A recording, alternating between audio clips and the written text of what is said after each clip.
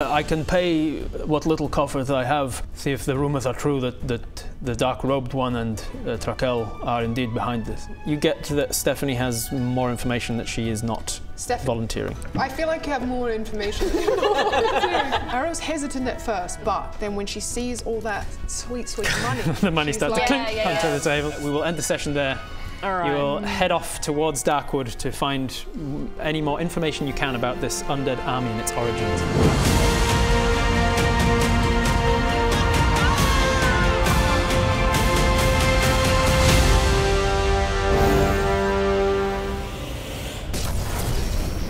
Welcome back to Table 2 of Tales of the Misfits. So, where did we leave off in Table 1? I would like you guys to give me a recap. Yes. Pop off alley. Exactly.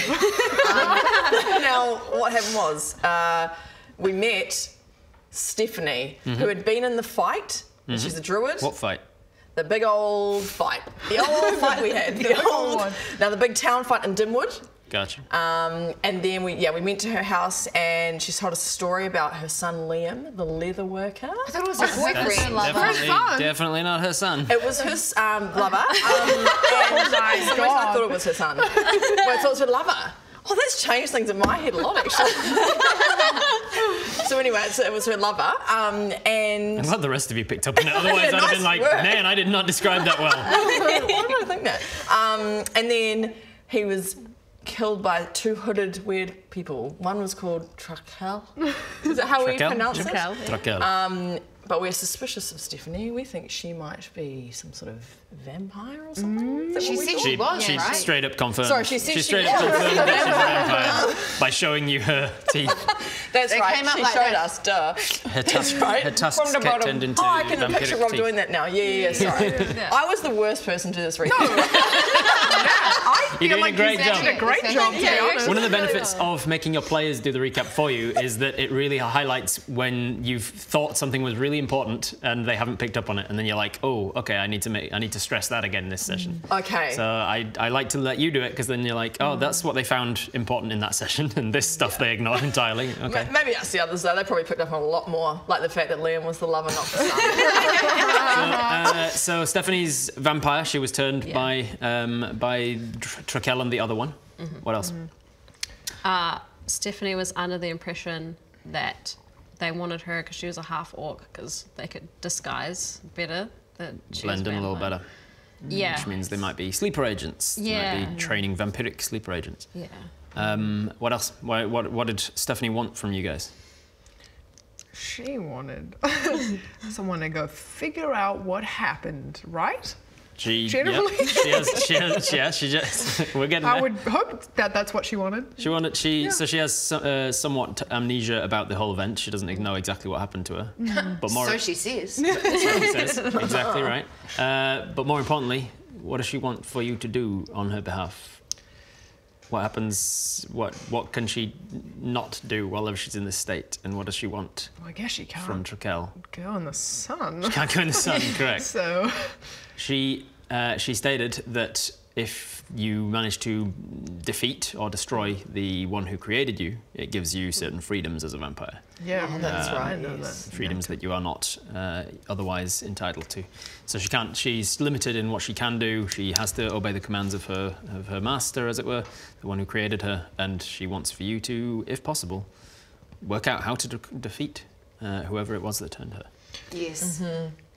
Very good. All right, go on. I was just going to say that at the battle they were all undead, and Trakel was there on a rock, and shh, boom, and then disappeared. yeah. And we think he's in Darkwood. Very good. Nice. Very And, good. and probably up to no good. Probably. One would assume, maybe up to no good. Yeah. I will also say something that you made a big deal of in the last table session and nobody has mentioned yet. Oh, Auric? Ulrich as well, yeah. we love Ulrich. I was going to say, every time that one of the undead died... Oh yeah. Did you guys see that? Did you notice that? I did notice that. Every time one of the undead died, some sort of ember That's seems to extinguish. And yes, you murdered / saved one of the NPCs by turning him into an undead. Saved. So now he's gonna have to come to terms with being a vampire, which is pretty exciting. Nice. Congratulations, well done on the recap. You get a hero point to start the game. Yeah! Thank you. Do I really deserve that? Thank you. I'll take it. Brave for going first. That's right. Brave. Thank you. Oh my God, this has your initials on it. It does. It has my logo on one side and the Violet League logo on the other. That's pretty really cute. Oh, I didn't. I'm going to take this and sell it online. Anyone want to buy it? Who wants it? Merchandise. Alrighty, so we start off where we left off with you just coming to the conclusion of your meeting with the mayor and Stephanie. You've been tasked with heading into Darkwood if you should wish. You were given 25 gold pieces to aid you on your journey.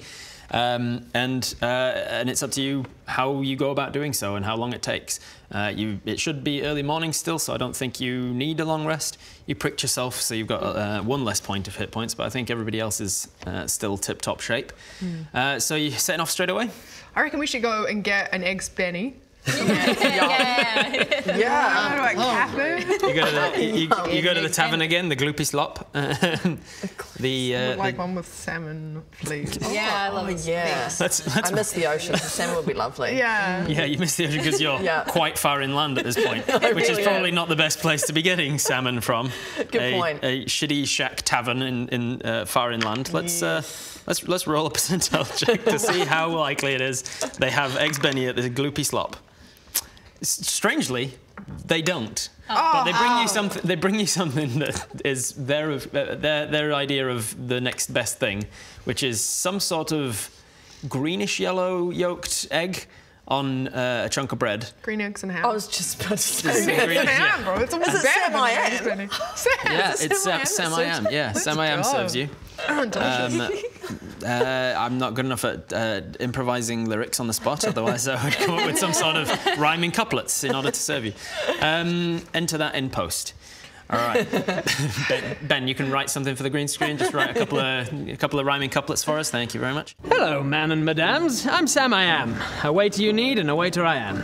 You're Sam-I-Am. Sam-I-Am, I am. And you only sell green eggs and ham? Indeed, indeed. It's my culinary cuisine. Well, too bad that I'm just not that keen. But wait, stay your plate. I've a deal for thee. A deal for me? Not just for thee, but thy party of 3. Green pancakes and syrup, the best in the land. Well, it's a shame that I'd rather disband. Damn.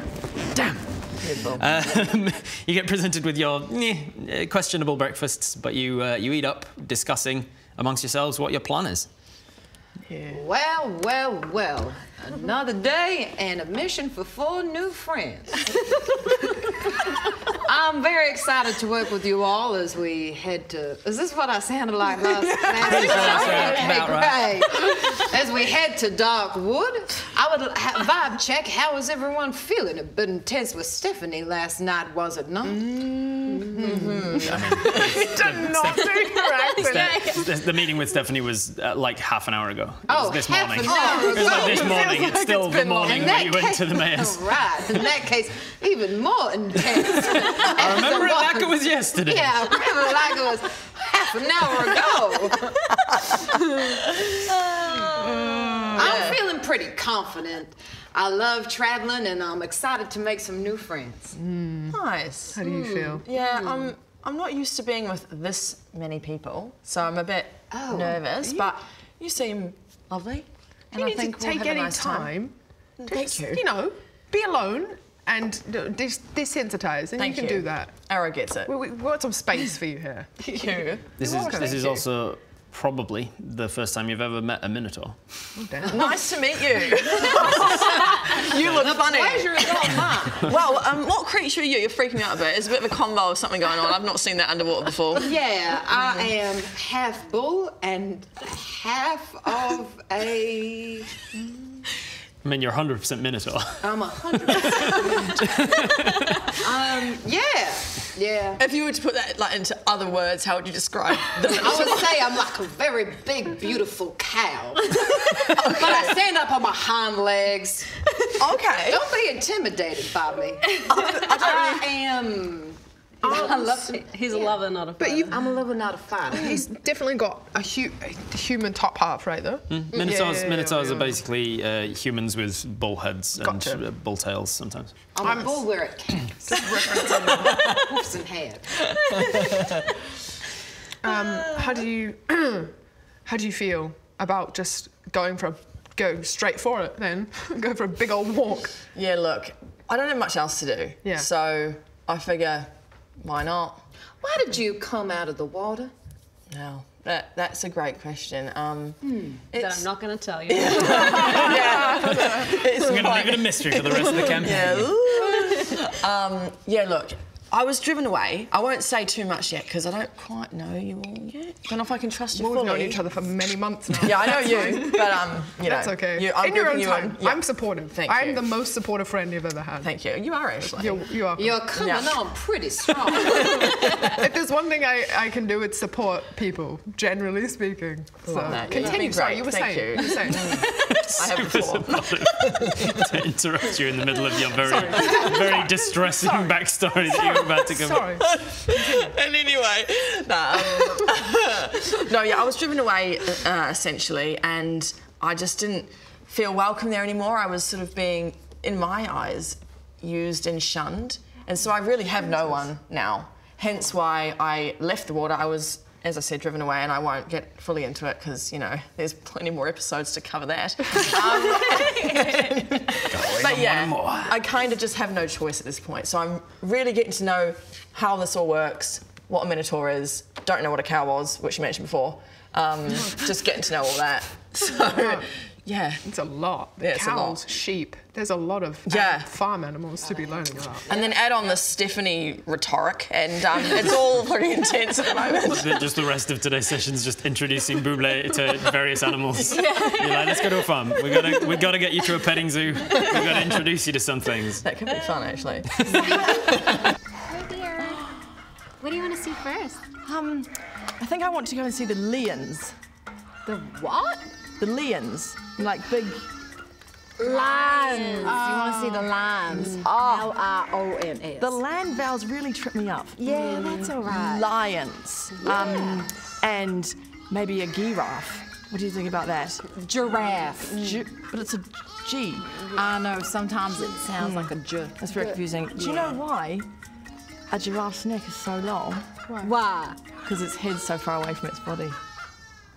Yeah, That makes sense, that's right? factually true. That sounded like you were setting it up for a joke, but then you didn't. That's just the fact, I think. That's a fact. Right. I appreciate it. I can make an encounter around it. I like that. I roll would animal never handling. leave your side. That's my girl. So you two know each other then? Yes, we Yeah. traveled together for some time. I've known Horatio for a very long time now. He's a good friend and a good distraction. For what? I am. Dancing. Yeah. I'm picking up something there. I'm picking up some. I don't know, I'm not great with social some cues, but... just generally weird vibes. Oh no, we traveled together. Sneaky, of course, is as her name suggests, quite sneaky, and we're a great team. We are indeed, yes. And it's a beautiful day when a team of two becomes a team of four. I hear that. I hear that. As we say back where I come from, 2 friends is good, 4 friends is foursome.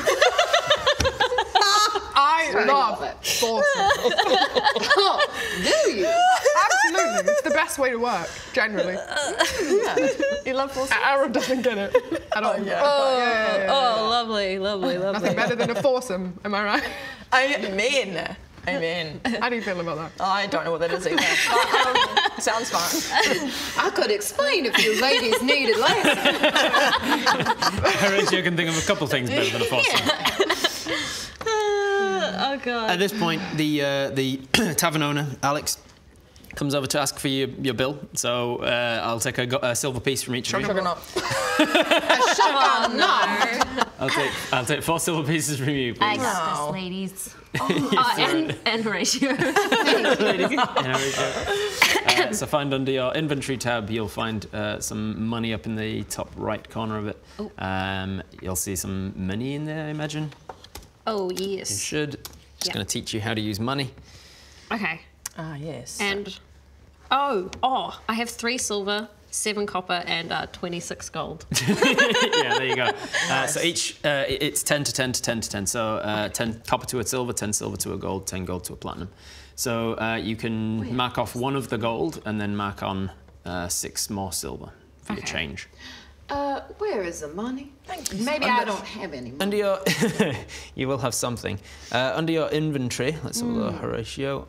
Inventory tab, and then top right corner, you have somehow, what is that? Oh, total know. currency. I don't know how you have 190 gold, but apparently 170. it says you have 190 gold. Oh. I'll have to review that at some point. Ring-a-ding. Don't Work out how review that it worked. wrong. Don't know how that happened.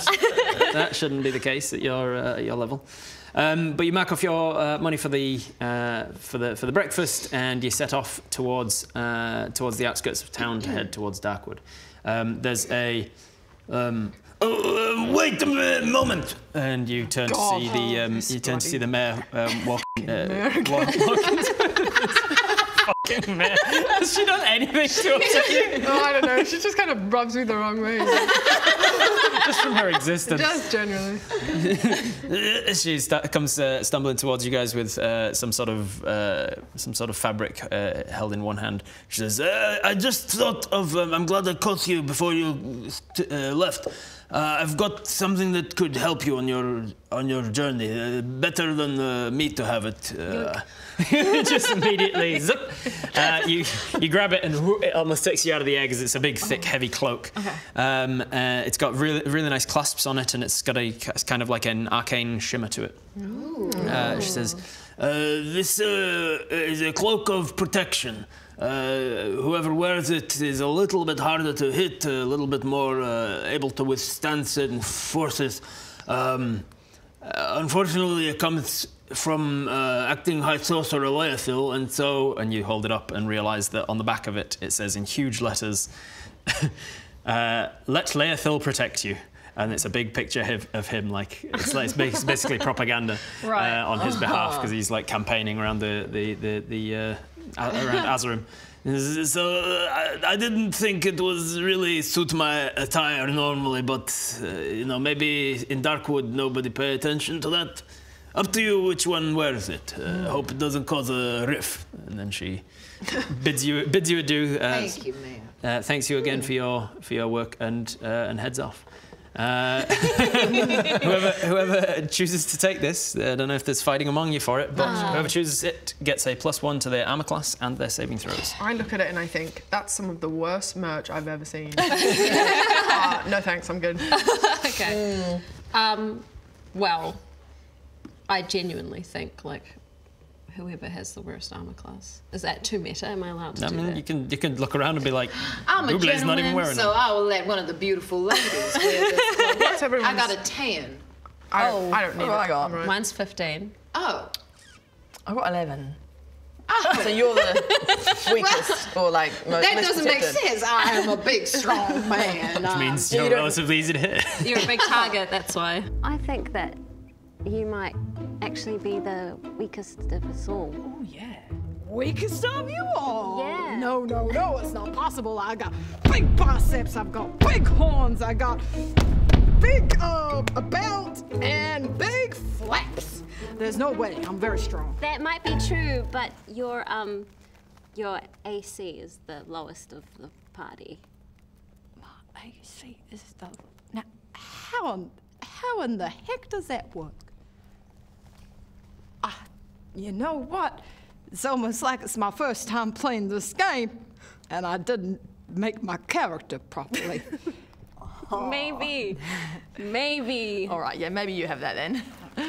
How did I manage this? Because you didn't choose any armor. Apparently you didn't pick any gear, you just kept it all as gold. That's probably what happened. I think that's probably what happened. You don't have much in your way of equipment under your inventory. I don't think you actually bought anything to start the game with. You just kept money instead. Can I change that? We can probably work that out between sessions. So you can have the cloak if you want it. It'll make your armor class 11 rather than a 10, and it'll increase 1 to each of your saving throws as well. Ladies, do one of you want it? Oh. I'm easy. Look, I nearly did your accent again. I am tempted to get, because I feel a bit weak on this land. Like, I don't know much about the gravity, as we saw with my dancing. You landed on your head. Yeah. But I'm worried about this message on the back. Who's that guy? Like, I'm worried that if I'm wearing that, I'm going to look...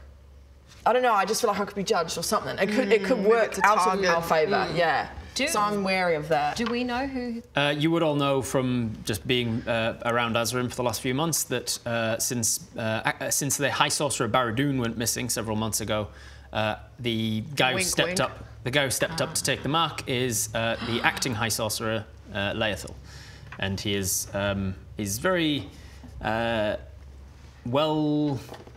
What's the word? He's well respected in the community, generally speaking. Oh, okay. He's a bit of a political brown-noser. People know that he's kind of like, he's probably only doing things for political gain, but he is actually making differences against the war of the third war with the orcs that's happening at the moment. He is actually, providing resources to the army and stuff. So people are generally. Public opinion of him is relatively high. Oh, I'll take that then, thanks. All right. No, I'm just kidding. No, Yeah, go ahead. No, do you? I feel like you need it. I don't. Are you sure? I think so. Well, we'll find out when you start to get absolutely annihilated in battles, and you're like, I should do something about my armor class. You know what? I've got my bottle I can hide in, so maybe you should take it. I feel like it's a bit selfish me having a bottle and a cloak. All right, I'll wear the cloak. Thank you. Alrighty, Horatio. That looks really good on you. Thanks. I'll add it to your inventory now. The worst merch you've ever seen. Yeah. I would never wear it. As you drape it over your shoulders, the clasps clack together, almost magnetic style, and then you see that the cloak grows a little bit to suit your stature. It seems like as a magical cloak, it will adjust its size to the wearer. All right, Cloak of Protection. I'm just going to chuck that on your inventory here. That's now in your inventory. You've got an armor class of 11 and a +1 to all of your saving throws, which is going to be useful. Alrighty, so you set off out of Dimwood towards the Darkwood Forest proper, towards the settlement that is all of the. I can't think of any other way to say it than scum and villainy of the land of Darkwood.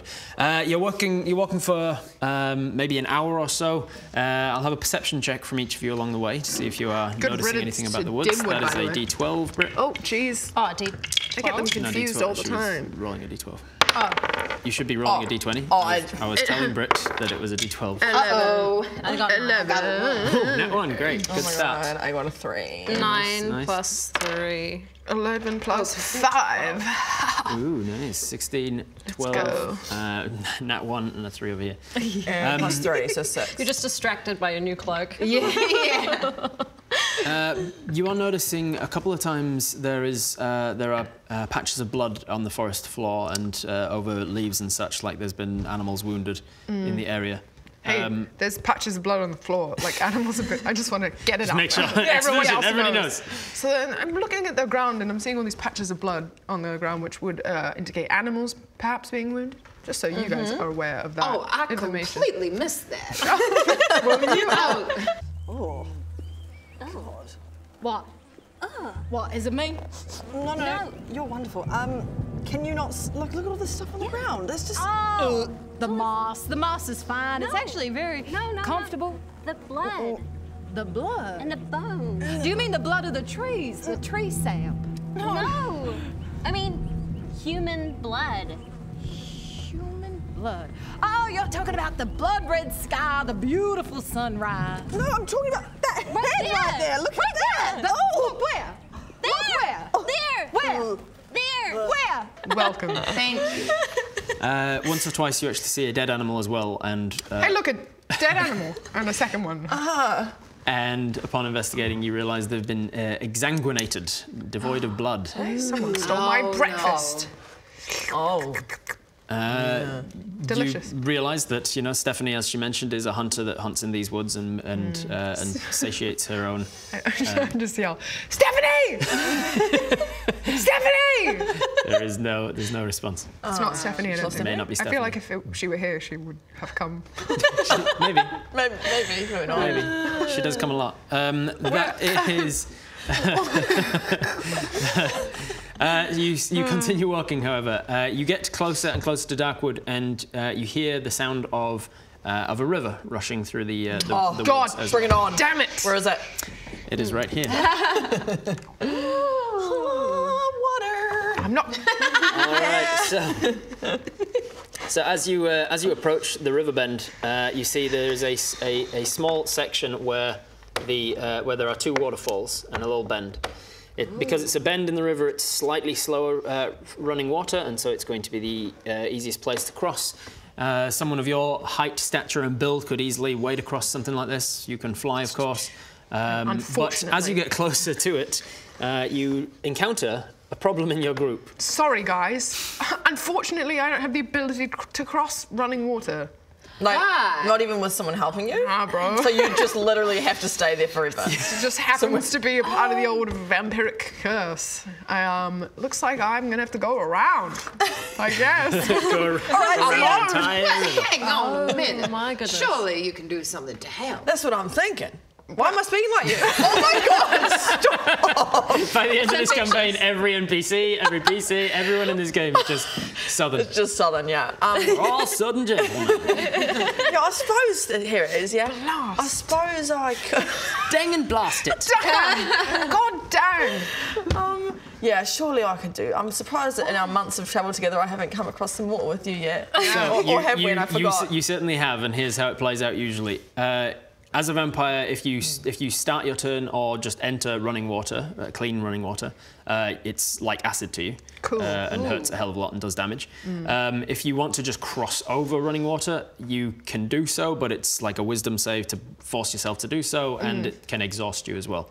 Your vampiric powers, certain things that you get from being a vampire, are weakened once you've crossed the water. The higher above the water you get, the further from the water, the less of a difficulty it is to cross. So if you can somehow fly way up and across it, then it's How strong not an are issue. you, sneaky? Not strong enough to pick up a medium-sized human. Yeah, my she is at biggest dang a it. size character small. yeah, which my is like this strength big. is 6. You got -2 strength. She can barely hold her own weight. Can you part the water though? I am Jesus, yes. So. No, wait, was that Moses? That would be Moses. Sorry. How much volume of water is here? Like a lot, right? Quite a lot. Like It's I a can't river just bend. lift it? It's a river bend, and it's fast flowing. Like to part it, it'd be like part it, and then this would start to like you've put a dam in it, and it would be a case of timing it very quickly, get across before this sort of suddenly.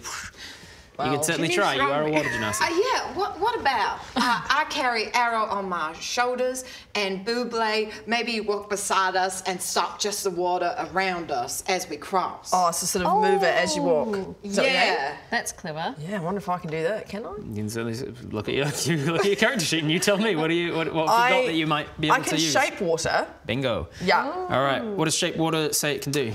It says you can choose an area of water that you can see within range and fits within a 5-foot cube, and I can manipulate it. So I can change the flow of the water up to 5 feet in any direction. You can cause the water to form into simple shapes. Change the water's colour or opacity. I can freeze it, provided there's no creatures. Are there for creatures in the water? I guess it's a river, probably. If it's fast moving, I wouldn't say there'd be anything. Other than Yeah, Being true. able to. this is D&D world though. It's just salmon, just in the same exact place. Why don't they have eggs Benny then? Yeah! That's a valid question. Guess there's no salmon. We've already established this session somehow. no Salmon has come up salmon. twice. Somehow we've already established the world building does not have salmon in this part of the world, so therefore there's no salmon in the river. Can only play sound. If I freeze it, can Arrow walk over it? No. I mean, you'd be freezing a 5-foot cube of fast-flowing river, and so it would go. Oh, and then it would just fly. It would just So fly you away. could then jump onto it very quickly to get over, but then you'd be within 5 feet of the water surface, and you'd still pretty dangerous. How do I do this? Do you want to hold back the water while we cross, manipulate just the shape of the water around where we are? I mean, yes, I would love to do that if I can do that. So like a personal bubble shield around Horatio, Yeah, and you you're holding on the shoulders. Yeah, and maybe I'll give you the cloak for just in case. Oh, that's okay. I got a high armor class. Oh, okay. Nice. Wow, it seems like everybody's got a high armor class around here. Arrow? I would like to offer you this cloak of protection. You're welcome. Oh. Yeah, to protect you, you know, because you're quite vulnerable. So I'll just get. You can have that. It's okay. I've got a really, really high armor class. Like, I've got really good armor. So I don't know. I don't think so. I think you are fragile like a little flower, and you really need this. Oh, I really appreciate the gesture, except that I don't need it because I'm like super. Like, I might look fragile, but I'm freaking. I'm sturdy. What armor have you got? Oh man, this is like the thickest armor. Like, it doesn't look very thick, but you could stab it with your horn and you wouldn't be able to get through. Oh, okay. But yeah, go on, try. Yeah. See? Okay, great. You know what? That's fine. I guess nobody, because I've already offered it to the other guys, and nobody seems to want my cloak. So, and now your arm is so strong, can't even get my horn through it. I guess I'll just. That's all right. Okay, Bubble would like to make a bubble. Alrighty, so Horatio, can you give me an athletics check to see how easily it is for you to pop Arrow up onto the shoulders? Athletics? Oh, I got a +6. That's a good start. Well, D20. Come on, big numbers. Oh, 16 nice. plus 6. 22. Nice. 22, easy enough to hop up. Are you doing like a donkey ride, sort of sitting on the shoulder blades, as it were, legs over the front, or is it like more like gymnast, holding, like actually standing on the shoulders? Oh, with a roll there. Maybe standing on the shoulders. Standing on the shoulders gets you further from the water, That's a great but it will require an acrobatics check because you're doing like a gymnastic trick at that point. Great at acrobatics, +1. All right, so we're going for gymnast standing on the shoulders, holding the back of the ankles. Or is it athletics? This will be acrobatics. It's literally an acrobatics act to stand on somebody's shoulders. It's something you'll see at a circus. It's pretty athletic too. It's literally an acrobatic 17, 18. So nice. 18. All right, 18 is enough. You managed to you do the whole hop up thing. I've actually done this at gymnastics and stuff before. You grab the arms, you put out your back leg so that they've got something to jump off. You put your foot onto the calf, and then you pop the leg to push them up. And then you're up onto the shoulders. We're going to recreate this perfectly in the green screen right now. Wait. Hop on, Arrow! Wow, you are light as a feather. My goodness, now, I hope you're not afraid of water. Don't worry, just hold on tight to me. Whoa! Not that tight. Gee Louise, I haven't had a woman hold on that tight to my big shoulders since I was having sex with a woman. And that was amazing and really incredible work. You're standing up on the shoulders, hands around the calf, and you walk towards the water's edge. You are going to start feeling this intense rush of essentially a cleansing aura. I've kind of looked up why it is that the mythology of vampires has them not crossing running water, and it's to do with like the belief that running water, flowing water, is by definition more clean because it's not stagnant. It doesn't have like eggs and things and bugs living in it and stuff. Yeah, mosquito eggs. Oh, sorry, I was just like hard boiled. No, like fish eggs and Benny's on the brain. yeah, everything like eggs, Benny, fish eggs and insect eggs and things like that. And it's like stagnant water does. So it's fast flowing, and so they were like, before they knew about diseases and things, they were like, fast flowing, it tends to be cleaner and tends to be better, and so driving away illnesses. And it was like more pure and more holy, as it were, and so it drives away bad things like vampires. Was kind of the idea. And so you, as you're approaching the water, you're feeling this kind of this holy nature to this clean water, and it's getting into your head a little bit. But if you're successful at creating this bubble to drive the water away, it might make the check a little easier. Okay. So. As you're going to be moving the water, moving the shaped water around them as they walk, and it is a fast-flowing river, so you're going to have to be constantly replenishing it, as it were. I'm going to require a check from you. I believe this is going to be your spellcasting check, which, as a warlock, is your charisma. So roll this and add your charisma. Yes. Yeah. 11, and then your charisma and then the score. Oh, jeepers! The old charisma. I feel like it's. Yeah, +3. +3, yeah. Okay. So a 14. 14's pretty good. It's above average. Okay. All right, so Which part of the river are you crossing? The waterfall comes down here, hits the bend, and then goes down another waterfall there. Well, the easiest looking. Yeah, where's that's probably the shortest distance there, isn't it? Mm-hmm. Yeah. Probably here, right in the middle there. Okay. So there is a correct answer. Wait. I'm just messing with you. Okay. I mean, there is a correct answer. But I am messing with you. Did Rob say that the water flows the slowest around the bend? Oh my gosh, great memory, bro. But that's so far to go. But that's how the. But then you don't. But then I can control it more. That is exactly the problem that you face. Water does flow slowest around the widest parts and the bend, so there's slower water, but there's more to travel. Oh, so you gotta, what a bloody pickle you put us in. What a pickle! We're crossing a bloody river. Okay. Right, so it's whether you can hold it or whether you can deal with it. Oh, how good am I? What's your wisdom? Like how? Yeah, and what's your? Would you use charisma? Charisma. I am +3 with charisma. Well, very charismatic. So I'd probably be quite good at it. So I could potentially try the shortest but hardest path. Okay. I'm up for that. Okay, Let's you're do up for it. the shortest path. All right. Teamwork. except So- Sneaky's not doing anything. But So in that case, with your 14, that is sufficient to hold the bubble around them because you've taken the shortest path. 14 is enough to get across. Nice. However, as you start to cross, No, I need you now to make your saving throw. So Sorry. let me look up my notes here. Saving from what? We did it perfectly and nothing happened. Saving from the wisdom of crossing the water. Crossing the river. The fast flowing river bend, yada yada. If arrow enters the clean flowing water, takes blah blah blah acid damage, yada yada. If arrow attempts to cross the clean flowing water, yada yada.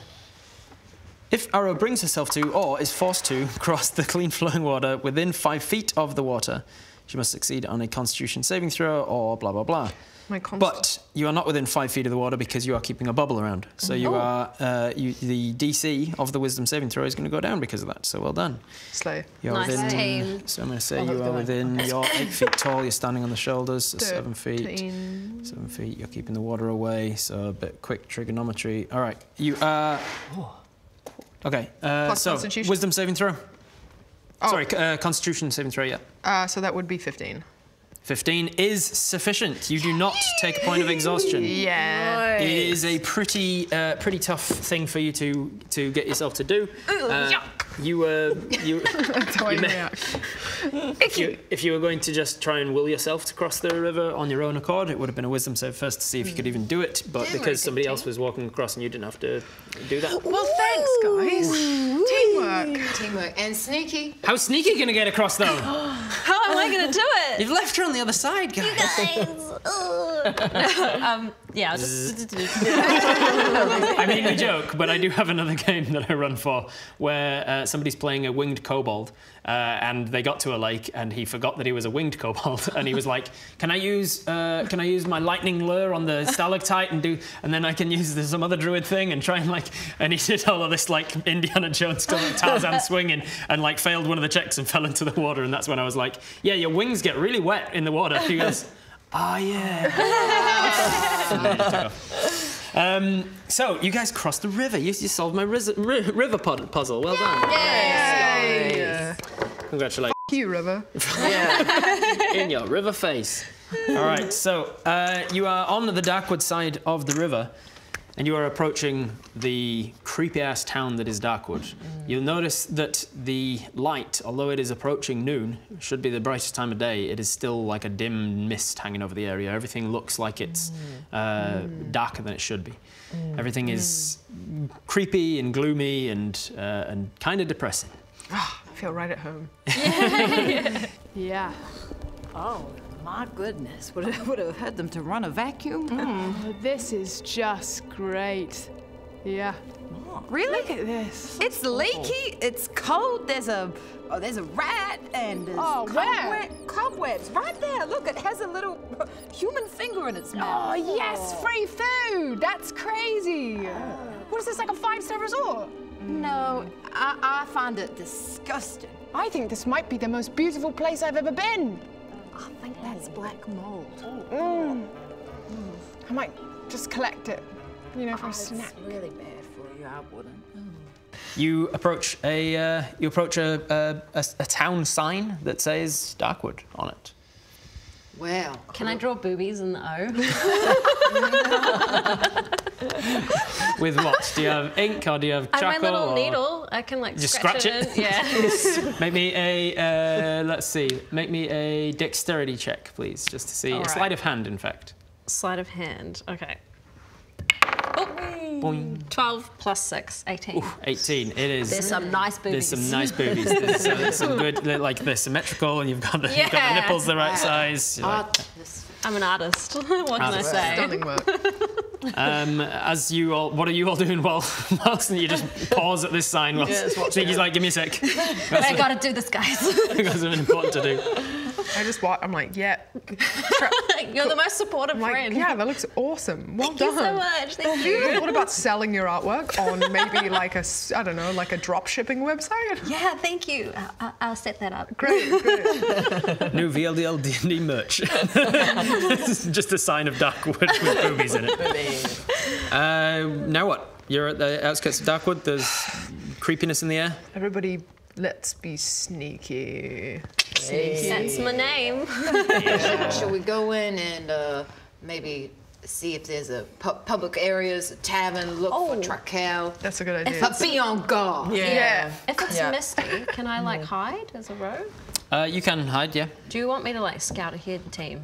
That's a good idea. Yeah, that's a great idea. This is exactly how we should be utilizing this skill. Oh, I don't know. He said split the party in a way that didn't sound very good. I was reassuring your idea for a... No, you weren't. No, there's got that evil little smirk. Yeah, there was something in that, wasn't there? There's always something. I've done that. Yeah, split the party. Haha, stupid idiots. That's what are you talking about? I wasn't doing any of that. Enough that no I think another thing we should keep in mind is that mist is made of water.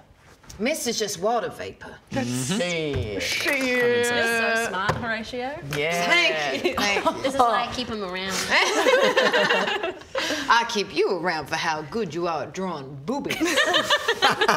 You're welcome.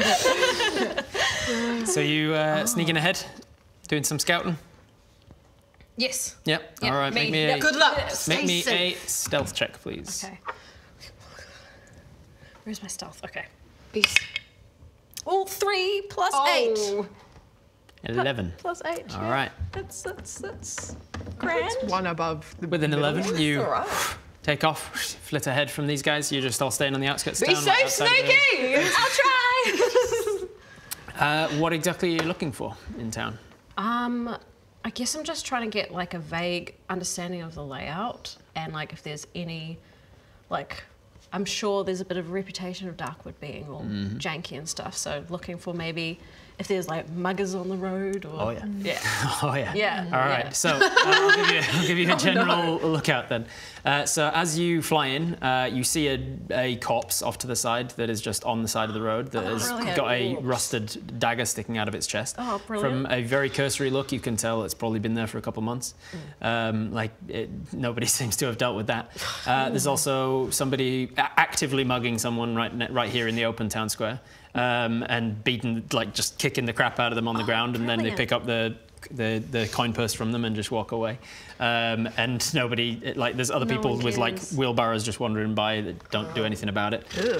You pass the front of a what do they call them? A sod and what do they call them? A thatch. Sod house. Sod house, yeah, sod house, thatched cottage sort of a thing where you see an onion farmer. Adventures! What fortuitous timing! What fortuitous timing! I'm If you gonna can slay... And he sees you immediately because your stealth is not that good. Oh, shit. If you could slay some spiders for me... As you fly past. I'm going to look at him like, you also see there's like a shriek from a nearby building, and a ghost just like flies through a window and flies off into another building. oh, dandy. Yeah, there's some creepy stuff going on here. You see a creepy fisherman on his way. He says, what did he say in that skit? Good evening, glorious night for fishing, wouldn't you say? That's it. Got it, nailed it. And then Edgar. I remember Edgar is the Eugene equivalent, and says something about I need your aid killing my family or something from memory. I can't remember. I think he goes I need your aid killing my family. Something like that. So you see those guys just as Easter eggs. You then find your way to a tavern that is called the Spider's Web. Okay. And it seems to live up to its name, given that the outside of the building is almost entirely encrusted in centuries of webbing and cobwebs and things. You can head in there if you want. You can continue on around the town if you want, if there's anything specific you're looking for. Otherwise, you've got a very good sense that this is a lawless place filled with monsters and evil people. Okay. Is there a window? Can I like look through without going into the tavern? Yeah, there's a window. It's really grimy and dirty and hasn't been cleaned in a long time, and it's got cobwebs and stuff on it, so it's pretty difficult to look through, but you can make a perception check, see if you can see through it. Okay. Come on, watermelon dice, don't let me down. 15 plus 3, 18. All right, not bad, not bad. You get right up to the window and have a little look through. You can see that it's mostly dead in there, by which I mean there are lots of undead in there. Oh, yeah. Brilliant. Yeah, there's a few, I wouldn't say lots, maybe like half a dozen patrons in there, some of which have like just rotten arms that have fallen off and stuff. There's definitely like zombies and things that just go about their business here in Darkwood. There's also a tavern owner who seems to be, what were they, half-orc man with with his left arm amputated. Ooh. Okay. Yeah, he's behind the bar doing a spit shine with a glass. He spits into it, gets a rag, and then just like fills it with something and hands it to one of the undead. Lovely. That's any issue. Hands it to a skeleton. He just glug, glug, glug. Okay. All right. I think I'm a little bit nervous about the party split, so I'm going to head back and retort. All right. As you head back, you turn away from the window. Here it comes. Oh, no. Here comes the twist. Here it comes. I'm going to dodge, whatever. There's nothing behind you, and you make it back to your party fine. Oh, you little cheeky bugger, you. There's got to be one. All right. As there's a buzzing sound coming towards you, you think Sneaky's returning. But before Sneaky gets back, there is a large mosquito-looking thing, probably about the size of a cat, that comes out around from one of the... yuck. Oh my god, what the fuck is that? Oh, I don't like land. Oh, what is that? I got you, don't worry. Stand behind. What is it? I don't know, it looks like a giant mosquito. That's feral. Comes out from around one of the buildings and sees you guys. And you see the compound eyes kind of in your direction, and then it sets off and it starts flying towards you. Great. No, drone. What do you want? What do you want to do? Drone? Yeah. Yeah, it sounds like a drone, doesn't it? Drone. Okay. I just take a throwing knife and go. All right, make an attack roll with a knife. 8. And then, do I have a little sneaky dagger plus A little 5? sneaky dagger. No, she's got the sneaky dagger. Yes. It's me. 8 plus 5. 8 plus 5, that's pretty good. Let's have a look, see if a 13 hits. A 13 misses, unfortunately, just. Its natural armor is a 14, so you miss with your dagger. It goes off into the town. You have to pick that up later. But then it manages to get to you. Let's see which of the three of you it's going for. I'll roll a d3. That is you, Britt. All right, so it's going for you, and it is going to make an attack roll with its blood drain ability. Oh, good luck. Which is I've got no blood. I mean, you've got blood. It's just not exactly flowing. Really keeping me alive. It's not exactly flowing through your veins. So it's still going to hit you for a 20 to hit, and it's going to do, let's see, 7 points of piercing damage, and then it attaches to you and plunges the proboscis into your skin. It hurts quite significantly, or at least it would be if you had a very working nervous system. Then it is essentially attached to you and can try and drain you of blood. However, it's going to realise very quickly that you don't have the greatest of blood. What do the two of you do? Oh, fucking hell. It's just an inconvenience. What is this cat-sized mosquito that's attached to me? I use my very strong tail and I go to slap it off of Arrow's back. I put my booty around, get my tail out, get it, boom! Okay, maybe an unarmed strike, please. Armed strike? Unarmed strike, yes. This one? Unarmed D20 plus your unarmed strike modifier. I thought it would be strength modifier. It's quite high. That is your strength. Oh, great. Okay, good. 12 plus 4. Oh, it says 18? It should be, wait, let's see, for you, Horatio, unarmed strike under actions says a +6 to hit. Does it say +4 from your strength and then +2 from your proficiency, because you're proficient with your unarmed strikes. That's nice. All right, so with your +6 to hit, and what was the dice again? 12, so an 18. 18 is enough to hit it. Roll me some damage, which will be... Actually, unarmed strike is just 1 plus your strength mod, which is 5 damage. So you splat this thing, which had less than 5 hit points, and just blood just oozes out of it. You see that some of the blood inside of it was like a deep purplish, almost black-like blood from whatever the previous thing was that it drank in this. And then... Okay, make an investigation check. See if you recognise what type of blood it was. Whoa, 15. +2. All right, with a 17, it does taste like similar sort of stagnant, coagulated blood that you bit on the battlefield. It seems like whatever this Sturge drank previously was also undead. I think it was undead. Tastes like coagulated blood that I bit on the battlefield. So I'm just going to recount everything Rob says. Every single thing. Disgusting. Stand off to the side, then you just lip sync to what I'm saying. Disgusting. All right, at this point, Sneaky, you fly back to your friends, seeing one of them just got blood all down the front of them. Ugh. What are you doing? It was a mosquito. Well, like a very big one. It was very scary. It was pretty big, yeah. Have you got any non-specific deterrent of sprays? I'd reference the one brand that I know, but I don't know. Got any bug spray? No free sponsorships. Damn. I guess I recount what I saw. There was a corpse that everyone ignored. Yeah. There was, Sneaky's voice. There was this weird, ugly onion farmer. Super ugly. Oh, super ugly. Horrible. Hideous. And then this really, really hideous fisherman and this weird guy who wanted me to kill his family. But I'll talk about the tavern. I saw a half orc serving undead in the tavern. In the tavern? In the tavern. But I think that, if Stephanie was right about turning half orcs, he might be another vampire. That's a good point. Good, yes. Maybe I should go have a word. Does that matter? Are people allegiant, to their own in this world? It depends on the people and depends on the region and depends on what the cause is. Best lead, I think. Should I try to go in and be all like, I'm also undead? Nice. It could work. Vampires would fit in very well in Darkwood. But you guys have to be ready to bust on in. Yeah. What do you think? I've got a disguise. Why don't I put on a vampire disguise and come with you? I have a disguise So too. do I.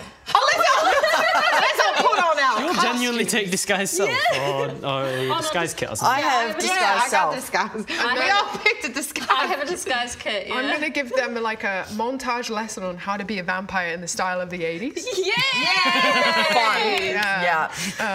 Okay, perfect. Yeah, I've got the old disguise self there. Horatio has disguise kit, Sneaky has disguise kit, and Buble has disguise magic. Yay! Let's go! All right. So we all have to try on outfits in a changing room. Trying to all make it look like you're vampires. Okay, so for Horatio and Sneaky, you're putting on a disguise kit. So this is going to be a, let's see. I feel with your help you have advantage on this roll. Intelligence, wisdom, charisma, what's it going to be? Dexterity. I don't think strength makes sense, but dexterity, intelligence, or wisdom, you can choose from one of those. And then roll a d20 plus that respective modifier and your proficiency bonus plus 2. Intelligence, wisdom, or Okay, dexterity. I'm going to go How dexterity. about charisma? The force of your personality, I'll allow it. Yes. Cool. Okay, I'm going to do dexterity. You don't have to roll, you're just giving them advantage on it. So roll, add your dexterity. 14 plus 4 plus 2 from your proficiency in the kit. Oh, 20. So that's going to be a dirty 20 or... A dirty 20. Or a dirty 22. 26. 20. Maths. What am I adding? What is the dice? what is 18 plus 4 plus 2 plus 6. Yes. 18 plus 6, 24. 24, nice. Yes. Maths. I got 15 plus 2 charisma. Plus 2 charisma, plus 2 from your proficiency. So 15 plus 4 is 19. Was that with advantage? Roll twice to take the higher of the two numbers, because the actual vampire is 15. There you go. So 19 and 24. So your disguises are very good, and that sets the DC for me as to like if anybody's trying to see through the disguise and realize it's a disguise. I have to hit a 19 to see through yours, or a 24 to realise that you're not actually a fairy vampire. Yeah, fairy vampire. I've had a hard life. I love that your disguise is like, oh, it's going to be a huge montage of everything, and then ultimately it's just going to be like, fake teeth. There you go. It's all about the attitude. Attitude, more passion.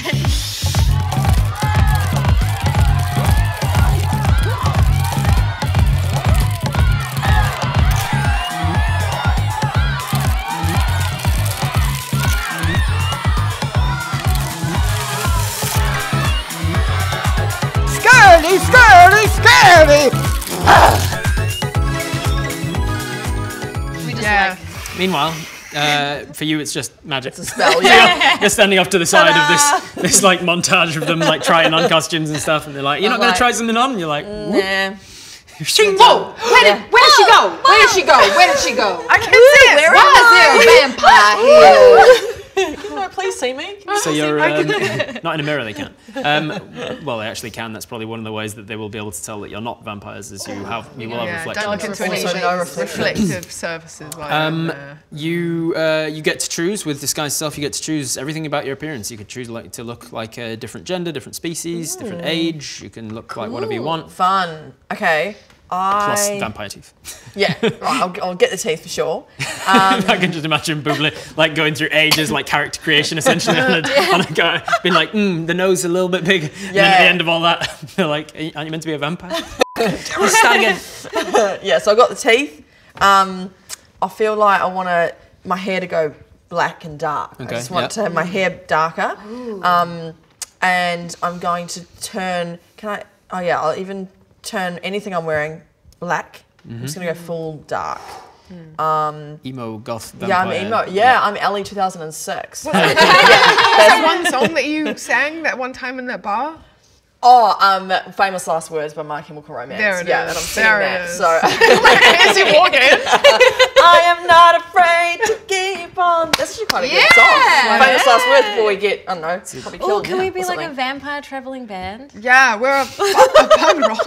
Oh my gosh. I mean, Horatio is a bard with instruments. Oh my gosh. I don't think sneaking can do anything. We're I'll be playing this tavern, and our name is the Undead Uncles. There it is. The Undead Uncles. So are we all dressed as like boy vampires too? Can we do that? Yeah. Sneaky does that. With a 24 in your disguise kit, you can look like a boy vampire. I don't have a disguise, but I'm just going to pull my hair.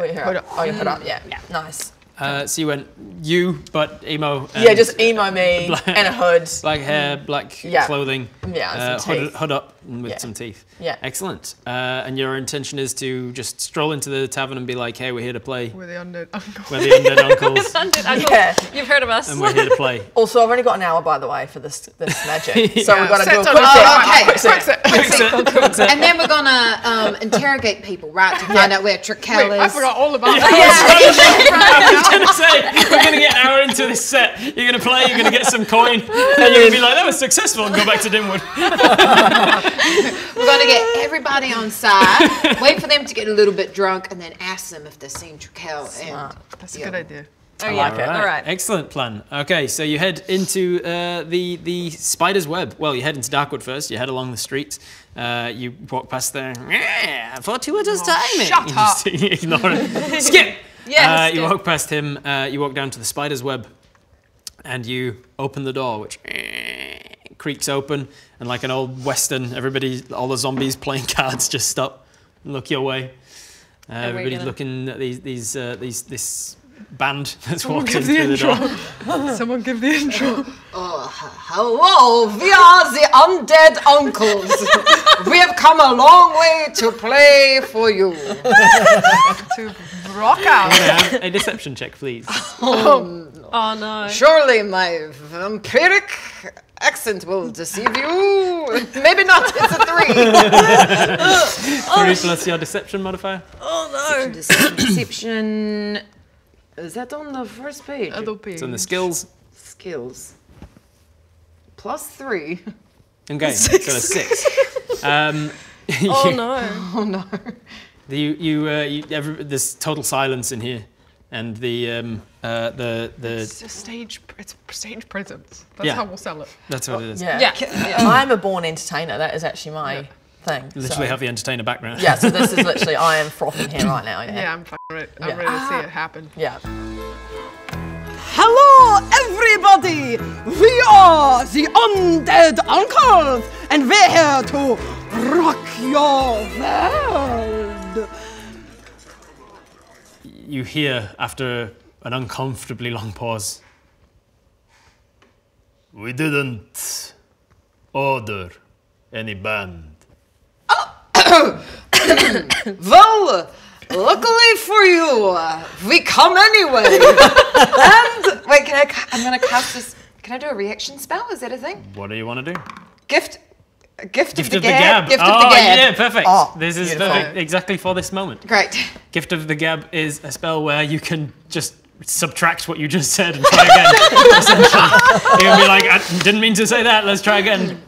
So, what does it look like when you cast this mind-altering spell over everyone in the room to be like, let me give that a second chance at a first impression? I whip my tail and a whole bunch of sparkles flows into the air. And all the undead are kind of going, like they can't see. And then I go, can I just do the same thing and roll again? You can try again. Okay, yes. and then I do exactly the same thing.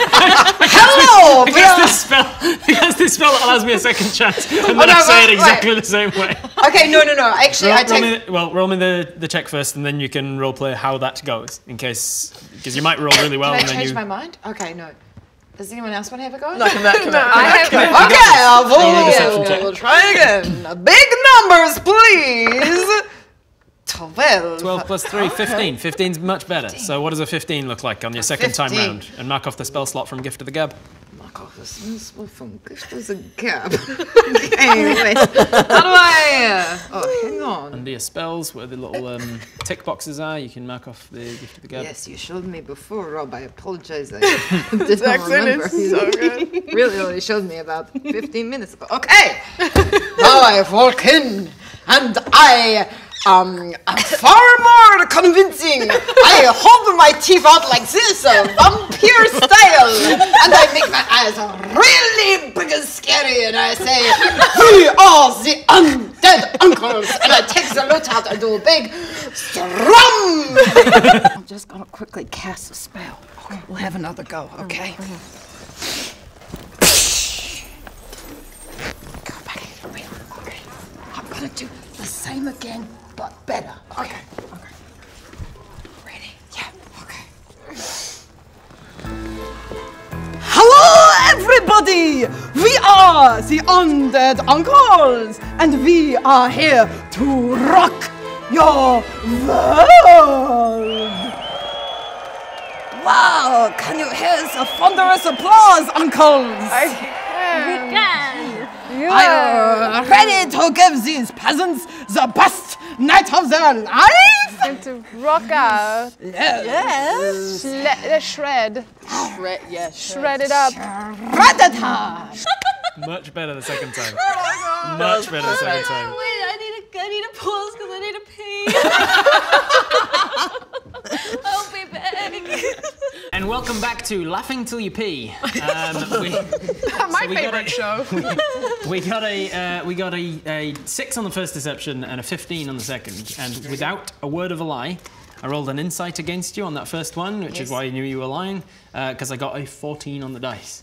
So with you re-rolling and making a 15, he looks at you, he goes, "We didn't order it," and then this glitter hits him in the face, and he goes, sorry, what were you saying? Who are you? And you say, we're undead uncles. And he goes, oh, that must have been arranged from someone that you can perform anywhere.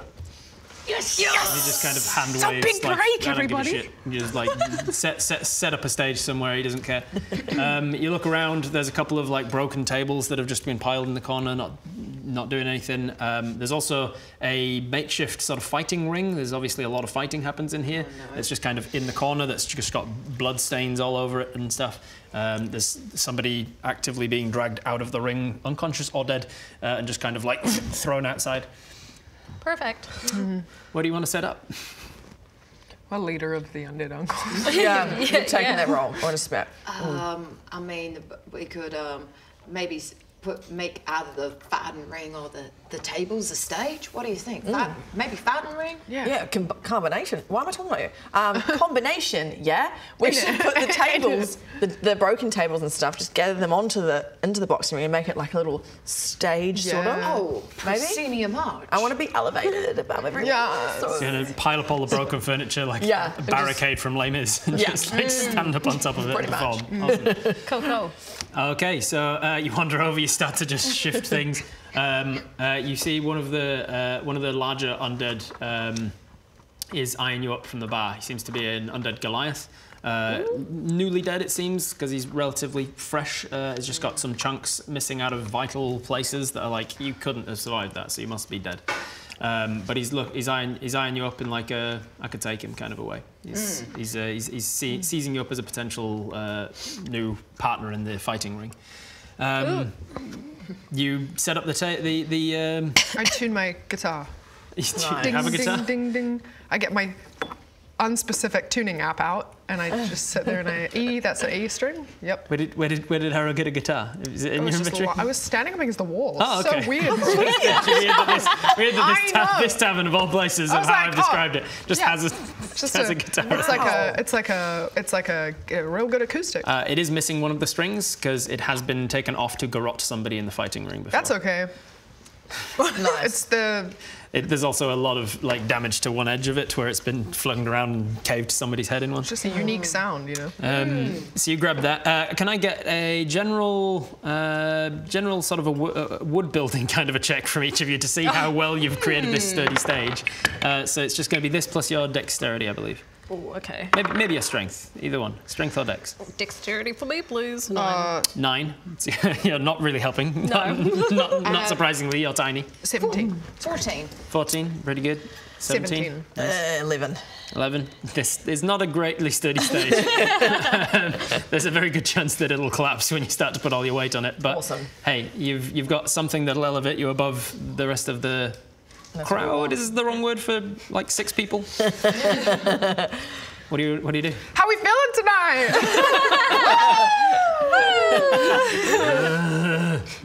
Cool. Yeah. Looking lively. Let's go. Now you can do better than that. Doing some crowd work. Make me a persuasion check. 4. What's your persuasion? Yeah. Oh no! Please be high. Plus 0. Sick. How we feeling tonight, Darkwood? Just like It's from Buble. No, you're doing great. They're just quiet. You need to warm them up. Let's get warm. Everybody say. That's okay. It's okay. We're gonna do some singing tonight. Try a joke. Oh no, I don't know any jokes. Yes, you do. Come on, you're so Okay. What? Ring ring. Who's there? It's interrupting cow. No!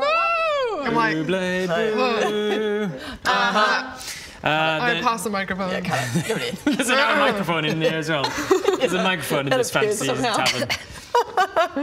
G'day guys, I got this. Yeah, I am used to performing I'm used to performing in the water. Usually in the water my voice it travels through sound waves, but this is audio. It's kind of buzzy. No, I'm on percussion and vocals. I have a war gong. I don't know if you noticed this, but I carry a war gong with me. As they show you the war gong, they've seen it in just on their back from time to time. But what does it look like? It's sort of gold, and it's like maybe like this big, and it's got a little string thing on it that I can hold, and it's got a little stick thing that's got like red on it. And just your classic war gong. You know what I'm saying? Little gong. Can I get an Arcana check from anybody who wishes to? Anybody who feels they would know anything about magic? No, 20! Nice. Arcana modifier. Plus 0. 0. All right, so with a net 20, you recognise that there are evocation symbols on both sides of this war gong.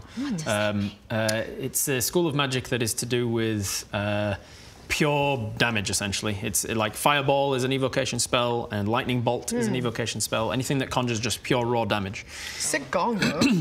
You notice that on one side there is symbols that pertain to the element of fire, and on the other side, element of water. Sick fire and water gong, bro.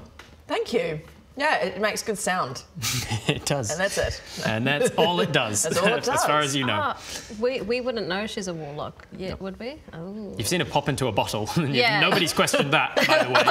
I've given you ample opportunity to be like, roleplay, meeting each other. And you're like, no, I don't want to bring up the fact you're a minotaur, or you're just like popped into a bottle in the middle of a battle. We're polite, and everyone in their own time when you feel safe. When you feel safe, you can tell us why you popped into a bottle. You're welcome. Thank you. And then popped out 6 seconds later, having achieved nothing. Literally nothing. Yeah. Yes. So you show off the war gong. You're trying to get the crowd. Yeah, I'm really banging on it, trying to get the old woo. Let's go. Nothing riles up a crowd more than a gong. Charisma check from you, persuasion, please, to see if you can persuade these undead to actually be given a shit. Okay. Do you guys remember what you're here for? Yeah. Yes. We need to get them riled up. We need to get them on side. Yeah. Okay. 13. Plus did you say persuasion? 3, so 16. 16's much better than 4. Okay. So you've gotten a couple of them to come on over. You see that there is an undead dwarf and the undead Goliath from the bar. They're kind of looking at you. Ooh. Fans, our first fans, guys. They've come over and they're just kind of like standing, looking at you, unmoving. Yeah, they love the gong. Yeah, they love the gong. They're definitely super enthusiastic. Everyone loves the gong. Do you sing like crawling in like that? Is that is that our style? What's our style generally? Are we? Yeah. Do you have this conversation on the stage right now? Yeah, Because you have people standing there Guys, watching. what's the genre? Is it punk rock? Are we like emo punk rock? Yeah. Are you going to play something or what? Yeah. Ding ding. Sneaky doesn't know like how to play anything, by the way. So I'm just gonna clap. Yeah. Nice. Yeah, that will help my percussion with the gong. Yeah. Beautiful. Okay. You're a bard. What have you got? A bass or what have you got? I bought my lute with me, so I'm playing my lute. I'm also, of course, dancing my hooves everywhere. Yes. Of course. Yeah, and I also try some crowd work. I say, in my vampire disguise, Deadwood, how you doing tonight? If anybody's seen Trakel, make some noise. Maybe a persuasion check. I think that might be a bit obvious. This is going to be a I think that was a bit obvious. Make me a performance check to see how good it is. Can I go backspace? Nope. Okay. Not unless you want to cast Gift of the Gab again. I got You've got more spell slots. If you want to spend them on Gift of the Gab, you can. Just see how it goes. Let's see how it goes. Yeah, Let's see how it goes first. Persuasion. Here we go. Performance. That's a 5. Sorry. Okay, wait. You got it. Popcorn. Okay. That's not good, is it? Performance. What's your plus? Yeah. Next page. Thank you. And the skills. no. Plus 6. Plus 6, pretty 11. good. So 5 plus 6 is 11. Do you want to keep it? Or you want to go with Gift of the Gab? Well, how does it go? I'm not going to tell you. You got to decide. No, it's a reactionary thing. 11 is it too soon? 11 is right there on the averge. I think it's fun. That's hilarious. Just I like the try chaos. It. Do you know what? This game is exactly like gambling. This is gambling. I'm going to get a problem. Okay. I'm out. I don't like this at all. I'll keep 11. No spell casting. Hey, how you going, Dogwood? If you have seen Trakel, make some noise! Nobody seen him, eh? Or maybe, cat got your tongue. Leon got your tongue, guys.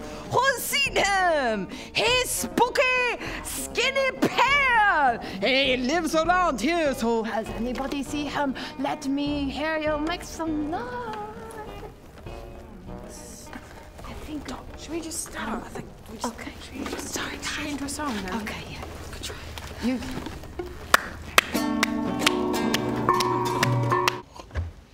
Nice. Now make me an insight check, please. Insight. Do we all or just? 13. Do I add? You can all do an insight if you want. You can join 13 in plus this. 0. 13. You can jump in on this insight check because you're all 20. in the same place. No. Nice. 12. All right. 12. Plus 3? Plus your insight. Yeah, modifier. nice. So 15. 15, that's weird. You will see 23. with your nat 20 and your 15. The two of you notice when Horatio says, "If you've seen Trakel, make some noise." There's a guy at the bar. Seems to be a tiefling man. My snacks are on the ground. Okay. You good? Yes, apologies. There's a tiefling man at the bar who goes, "Hey!" Oh. And then realises I shouldn't be saying that. Okay. All right. And you managed to convince him with an 11 to be like, Did you say that? I saw that. I did not. They just I didn't get high enough perception or insight or whatever it is that we're currently doing. Yeah, you guys realised with the insight that the tiefling at the bar has seen Trakel recently, and then realised, I shouldn't have made it obvious that I know where Trakel is. Oh, okay. Interesting. But the Goliath and the undead dwarf just emotionlessly stared at you, waiting for you to start something. Right, someone At this point, there is a bottle thrown at you from the barman. He's like, someone sing. Hurry up. Get on with something! Funky. Are we in the 70s? All right, I'm gonna have a performance check from each of you. It is at disadvantage because this is the first jam session you've ever done as a band, and you're doing it live in front of a crowd. I got an 8. I got a 19. So you can't get less than that. Roll again in case it's a double net one. Okay. Maybe you entirely screw up everything. 8. Okay, 11 was my lowest. 5. 11 was the lowest. Oh, wait, 1 plus 5. 1 plus 5, 6. So we've got 6. We've got. Do you have to roll twice? You have to roll twice to hit the lower of the two. You've got disadvantage because you haven't practiced together. 10 plus 6. Okay, 16's still pretty good for a disadvantage. 8. So we've got an 8. We got a 16. We got a. That's 14 with the 6 was it? Because it's 1 plus 5, and then a. 14. 14. Okay. Let's just see something else real quick. Oh, there it is. Okay, I've been rolling. Especially, I started when you were like, "I'm dancing about with my hooves." I was like, "Let's see if the blockade, the thing that you're standing on, holds." And it did. It held at the time. At the time. But now that you've gotten into it and you're like stamping and clapping and all this stuff, I just rolled again. And at this point, one of the reasons this is a terrible performance, one of the many reasons this is a terrible performance, is that the broken chairs and tables that you've made into your stage gives way, and you all just collapse under it. Can I flutter? You can quickly use your wings to react and avoid it, but the rest of you, guys, improvise. The rest of you take 4 points of bludgeoning damage from getting crunched into wood and things. Oh, that hurts more on land than it would in the water. The water really takes some of the heat. Bludgeoning hit points. Is that so 4 damage? 4 points of damage, yes. Just you got to make it look like it was part of the whole performance. You know, the show goes on. Yeah. At that immediate point, as if waiting for something like that, the Goliath goes, "Right," and then just lifts forward, grabs a chair leg, brings it up, and just clonks you on the head with it. Jesus Christ. Ow! That is definitely going to hit with an 18 plus stuff. This is an improvised weapon, so it's 6 points of damage. Oh. And roll initiative, because these guys are just starting a bar fight with you, because your performance was not good. All right. It seems like an overreaction, in my opinion. 3. 10 plus. Where's my initiative? Plus 4. 14. There we go. 15. Which page is initiative? All right. At the top. Sneaky, what'd you get? 14. 14. What'd you get? 15. 15. 4. 4. So you're down here somewhere. Is it initiative? Is it the same as up here? It's up the top. If you can't see it, top you of need the first to pull page the somewhere. top down. top down? Should be at the top somewhere. I've got prof. Oh, plus 1. Plus 1, thank you. 19. 19. You're actually on your first, Horatio. Okay. And then we've got the zombies rolled a nat 1, -1 for their dexterity. They're not very dexterous. So they're going all the way down here. In my games, like with the nat 20 we saw last time, if you get a nat 20, you get to choose where in the initiative order you go. If you get a nat 1, the other team gets to choose where in the initiative order they go. So if you want the zombies to go higher up in the initiative order, you can make them for whatever reason. Otherwise, I'll just put them at the end. I think we want them last, right? So we can hit them all first. So you can get in there, smack them first. All right, this is not a surprise round because given everything that was the vibe of the area, you knew it was a very real possibility that you were going to get into a bar fight. So Horatio, you get clocked on the head for that much damage from the Goliath with the chair leg. What do you want to do? I take out my long sword. Sorry, yes, I have a long sword. I do. Yeah. I do. I take out my long sword and I slash him across his chest. All right, make an attack roll. Attack roll? An attack roll. Sorry. Okay. Bloody Kiwi accents. Oh. You're really not rolling well today, are you? I think. Roll again. Let's try. Say it one more time. Get one more. What? I think. I should roll again. Oh, you should roll again. Because you don't want that 3. Well, what's your attack roll modifier? So next to your longsword, it'll say a plus something. Why am I always slow at this? I'm so sorry, guys. Hang on. Attack. Do you go on the first page? It'll be under your attacks or your actions tab. Actions. Attack, unarmed strike. No. Nope. Yes. Longsword. Longsword. Is it on the? Do you have a longsword? I do. I've also got hammering horns. All right, let me look at it. Horatio, attacks. You have not got a longsword equipped. Let me quickly equip you something. There you go. I thought I did have it. It's not equipped. That's why. Oh, sorry. That's all good. We are getting there. We're gonna work out. We're gonna work out how D&D Beyond works. Don't eventually. kill the tiefling at the bar. Yeah. Yes. Yeah. Yeah, we need that info. You also didn't have your leather armor equipped, which is why you had an armor of 10. I'm realizing. You should have had that equipped, so your armor is 12, not 11. Okay. Thank you. Okay, I'm going to equip you your quarterstaff and your backpack as well, so that you've got your equipment with you. This is making a lot of sense now. All right. Sorry, longsword is a +6, so from your 3, that takes it to a 9. You can. I have given you a hero point token, which is for a heroic moment. You can be like, I'm going to cash this in and do something super cool and heroic. You feel like this is the moment? We've got 3 other ones. Yeah. Okay. Yeah. All right, give me a hero point. There we go. So you can turn that into an automatic hit. You strike across his chest. It slashes him pretty badly. For how much damage? That is a D8. So the diamond-looking one, not that one. That one. Yep. 8. Nice. Plus your strength modifier of 4, so that's going to be 12 points of damage to this guy. Nice. It cuts across his chest pretty badly. It cuts him deep into the neck as well, up his clavicle. He's going to make an undead fortitude save to see if he can succeed that. That's why you don't mess with undead uncles. You immediately lop this guy's head off.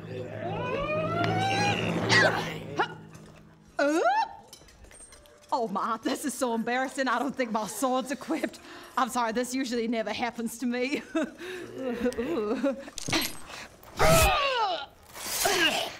That's so unfair. Because he failed his undead fortitude check as well. Yes. You cut this guy's head off. All right. That guy. That was your one attack. You've got bonus and movement if you want it. You're in melee range of the undead dwarf as well, and there is another undead by the bar that is coming across. Okay, I charge towards the dwarf with my hammering horns. All right. Nice. Make a hammering horns attack, which I think is your bonus action. Oh no, it's what is it called? Horn melee attack. Oh, so that's After you hit a creature with a melee attack as part of the attack action, which you just did, you can attempt to push the target with your horns, blah, blah, blah. So yeah, you can now make an attack with your hammering horns. Do we still have our vampire clothes on? You do, Yeah, you we all do. look like vampires, yes. Yeah. 20. Okay. I have a plan, maybe. Strength, actually, it's me that has to roll. It's a strength saving throw. It depends what happens. to the Oops, tiefling. 2. That dwarf is going flying. Where do you hit him? Like over into the bar or outside or through through a the window? window. Through a window, of course. Yeah. you just like hook underneath something. Your horn goes into his rib cage, and like, ugh, that's kind of gross. And then you just shake him, and he goes whee off the edge of your horn and just shatters out of the window. Goodbye. Tell them the undead uncles did this to you. Very good, very good. Making very short work of these guys. Buble. There is one of there's like 4 more undead in the bar. One of them seems to actually be actively getting involved, like coming over to join the fray. The other 3, they might get involved. You're not sure. Where's the who's getting involved? Yeah, I just told you. You're not sure. You can see one of them is getting up to like come and join the fight because he enjoys the fight. Get us to kill one. The other 3 are just kind of like looking across at the moment. They might get involved on their turn. Is they the might one not. coming to us the tiefling? Or? No, he's not. He's not undead. It doesn't look like. Oh, he's alive. The tiefling seems to be living. Well, as far as you can tell. Okay. From a distance. Okay. I would like. Is the person that's coming out? The creature that's coming over now. Are they in melee attack? Not yet. Right. No. But you can get in melee range. You've got movement. Okay, so I can move towards and then give the old unarmed strike there. I'm not very strong though. An unarmed strike. I'm not very strong. Well okay. So you rush over to this guy. I'm really bad at this. You rush over to this guy. You're going to hit him. Just punch him. I'm just ignorant. I think I'm going to help. So perfect. So I just come over and I just. Oh wait. Oh no! What? Wait. No. It's too late. Oh no! Make an attack roll. Okay. 20! Nat 20! Nat 20! Yeah, a perfect punch. Nat 20. So that is going to hit. And as I said, unarmed strikes do 1 point of damage. So it's a crit and does 2 points of damage. Yeah. Plus your strength modifier of 0. So there's 2 points of damage to this undead guy. Nice. That's that pretty was a good nice for me. punch. You hit him somewhere vital. Okay. Sneaky's gonna go like cracks him in the face, and like you feel his zygomatic bone just crack under the hand, under your fist, which definitely hurts your fist as well. Yeah, that hurts again. And better underwater. It pushes in, and you see it bulges his eyeball up again. He doesn't seem to notice because he's undead. Okay. That is your action. You've got movement. No, you've used your movement. You've got bonus action if you want it. Okay. Is the bonus action the 2-weapon fighting here that I? Oh yeah, you can. So you can. In my games, your fists count as light weapons. So if you punch with one, you can punch with the other as a bonus. Okay. So you can now make another unarmed strike with your offhand. You can punch with the other. So I can just punch with the other. Yep. Okay. Bam, bam. Yeah. Okay. 16. 16 plus your modifier will hit. So you hit him with one, you hit him with the other, and you do 1 point of damage. So you've now done 3 points of damage just punching this zombie in the face. Because in all the zombie movies we've ever seen, punching them is the smartest thing to do. It really works. All right, that's your turn. Sneaky, you're up. Okay. So we don't know if anyone else is coming. Just this guy. Just the one that's engaged with Buble. Okay.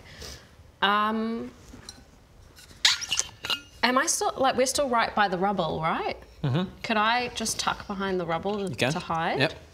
You duck down behind the broken chest. Oh, no, help us. That sounds like something I could do. I gotta hide for my sneak attack, I think. Oh, yeah. Stealth check as a bonus action as a rogue. So, I roll for stealth? Roll for stealth. Oh, 9 plus... Should be pretty good. Should be a 6, I think. Or maybe even plus 8. 8, yeah, you took expertise in it. Yes. All right, 17. so 9 plus 8, 17. 17 beats the passive perception, so you okay, I make an attack. Hide, and then I sneak attack fire at the one Buble punch. Make an attack roll now with advantage because you're hidden. 10 or 20. Nat 20. Yes. Oh, Nat 20 plus Nice. your sneak attack. And Nat 20s in my games, you max out everything you could have rolled and then roll again on top of it. So what is your sneak attack at this level? It's 2d6, right? Yes. Are you medium right now or are you tiny? I'm medium right now. Medium, so you've got a d6 for your bow and then 2 more d6 for sneak attack. So that's 3d6, which is 18 plus your 4 from dex. You got 4 dex, yes? Yes. Yeah, so 18. So you got a 22 plus 3d6. Oh shit! Wait, 22 plus 3. 22 plus 3d6. Oh my god! 6. Criticals are pretty powerful when you have dice to roll and not just unarmed strikes. 2. Okay, 2. so So an extra 10. So 32 damage from your sneak attack. Whoa! Yeah. That is more than he can get past with his undead fortitude as well. So he can't even even if he's just going down. Check so him where do you hit him? Like through the brainstem somehow, but what does it look like? Oh. So you've just punched, Yeah, boom, boom. Punch. Where did your second punch land? So there was one on the cheek, and then I don't know. just a smack in the shoulder. Yeah. Okay. Yeah. Can we like slow-mo just after you punch? Yeah. And like go shoot through your fingers? Absolutely. Punch with this hand, just an open palm slap with this one, and you slap him across the face, and an arrow strikes him through the head. Yeah. Digs into his brainstem, and he goes, poof, and his head kind of rolls back a little, and you at first you're like, holy shit! That's so strong. Did you see that, Sneaky? What the? I've got a 1-kill punch. What? Did you see that? I should have been attacking with my left arm. That's all me. Oh my goodness. And then Sneaky's gonna be like, good job to you. Thank you. I saw what really happened. Did you see that? Did you see that? It was all Yes, me. I It was saw so that. good. I'm doing so well on land now, did aren't so I? well. Oh my gosh, thank you guys. You really are. Oh, thank you. You rock.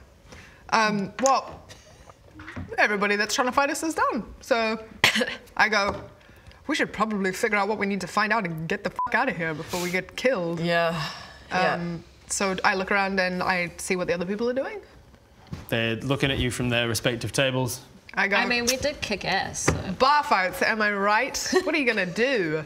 Anyway, who's the tiefling among you? Wow, that was so smooth. It was so subtle. Who's the tiefling? The one with horns. Yeah, I didn't want to be rude and just make the assumption, you know what I mean?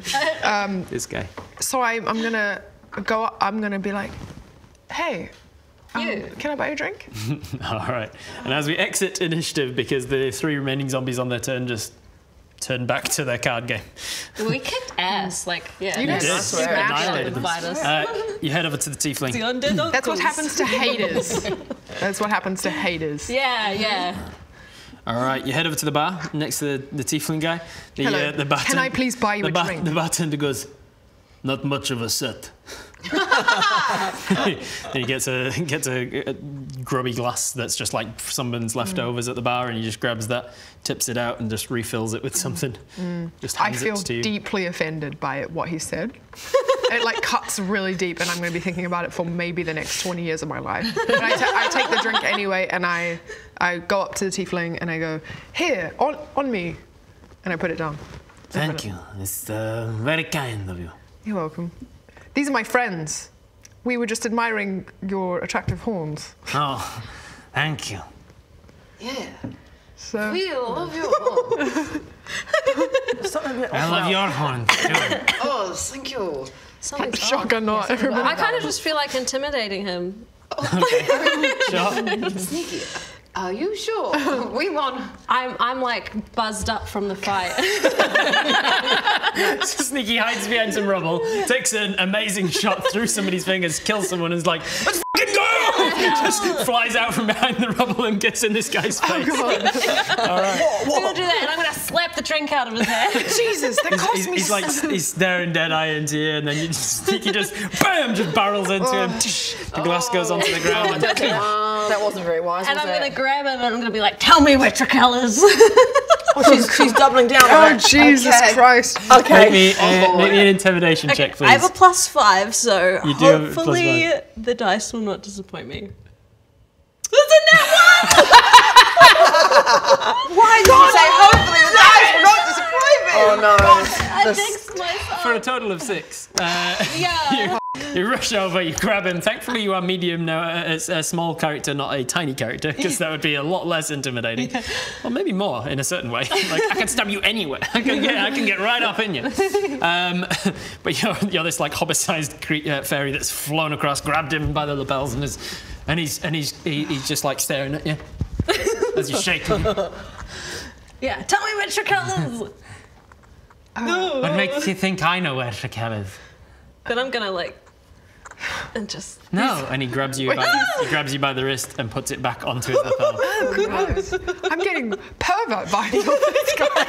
Anyone else getting strong pervert vibes? Yeah, I think this is a kink of his. I don't know what you want. Who is it? I don't. Where's Jacal? Where are they? Ow. Don't start with the head. The victim gets all fuzzy. No, I currently look like a little boy vampire, right? You do. Oh no! I'm gonna just look at Horatio like. He looks across to you as well. I got you. I'm gonna cast a charm spell. Okay. Yes. What is it? It says Charm I'm gonna person? do the second level one. You attempt to charm a humanoid you see within range. Upcasting this to second level just allows you to target another target. It doesn't make the spell itself more powerful, it just allows you to pick 2 people. Okay, thank you, Rob. I'll do first level. All right, and it's charm person, yes? Yes. Yeah. Because your intimidation failed, the benefit of that at least is that he's not hostile towards you. Yeah, thank God. And so he doesn't have advantage on the Good save. try, Sneaky. Thanks. Good try. That is a 2, plus his modifier is not going to be enough, so he is considered charmed. He is a humanoid, not an undead, so it does work on him. Okay. And the spell, I believe, it doesn't like give you powers over him, it just means that he sees you as an ally. What is your name? Gela. Oh, wow. I've never heard such a beautiful name. Yes. We have traveled many towns. We perform for everyone. And I must say, this town, Darkwood, we love it so much. So much. Listen, we have an old friend in the town, Trakel. We would love to pay him a visit, play some songs. Oh. Do you know where he is? Do you have an appointment for him? We do have an appointment, don't we, boys? Yes. Yes. Yes, Then we this do. time of day you'll find him in his manor. Where the manor, it's obvious the way, or? Trakel's manor, yes, on the outside. And he points towards the north of town. No, in the north of the town is the biggest one. Oh, thank you. Of course. We love you, and He just reaches out and just like face strokes you. okay, that's nice. Listen, we better head to our appointments, right, boys? Yes. Yes. But remember, the undead uncles. Rock on. We rock on. Leans forward and just touches his horn to your horn. Oh no, that's so intimate. So deeply intimate. All right. Should we go to Let's this get the man? out of this piece of shit. Wow, how about that? Okay. Let's go. You We leave. get your stuff together and you leave, and Gela gets up from the bar and walks after you and leaves the bar after you. What's his name? Gala? Gela. Yeah, go.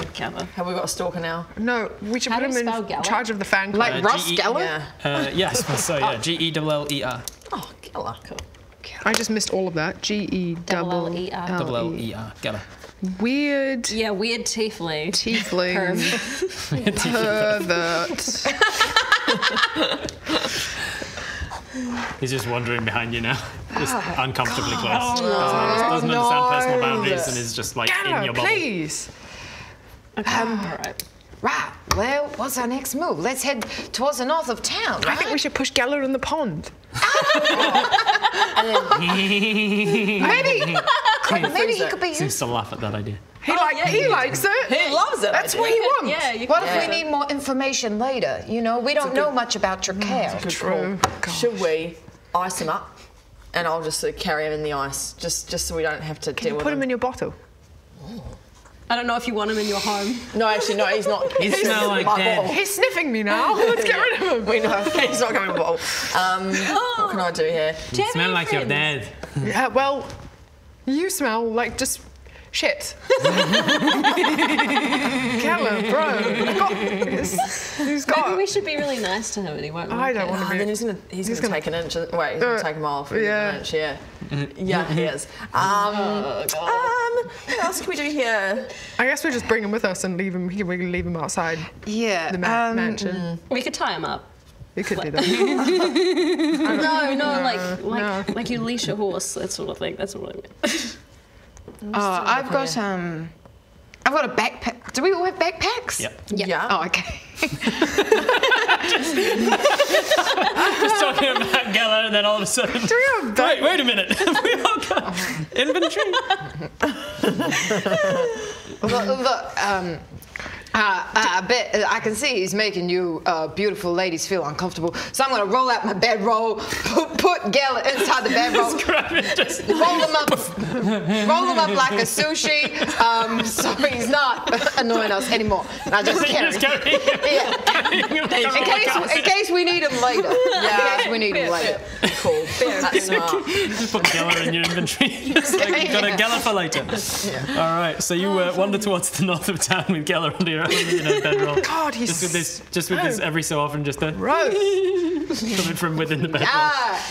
Oh no! All right. I have under Geller, I've got Spanish, lisp, wide-eyed, and off-putting. I think I achieved that. Yeah, you nailed that. Yeah, I'm terrified.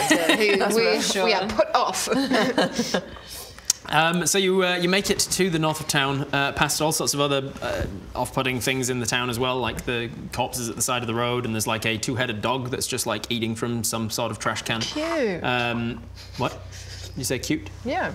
It is not. It is far from cute. It is a mangy mongrel that the two heads have obviously like fought each other over their life as well, because the respective ears on each of their sides is completely torn off. He's just a little puppy. One of them's missing the one eye on the same side as the other head.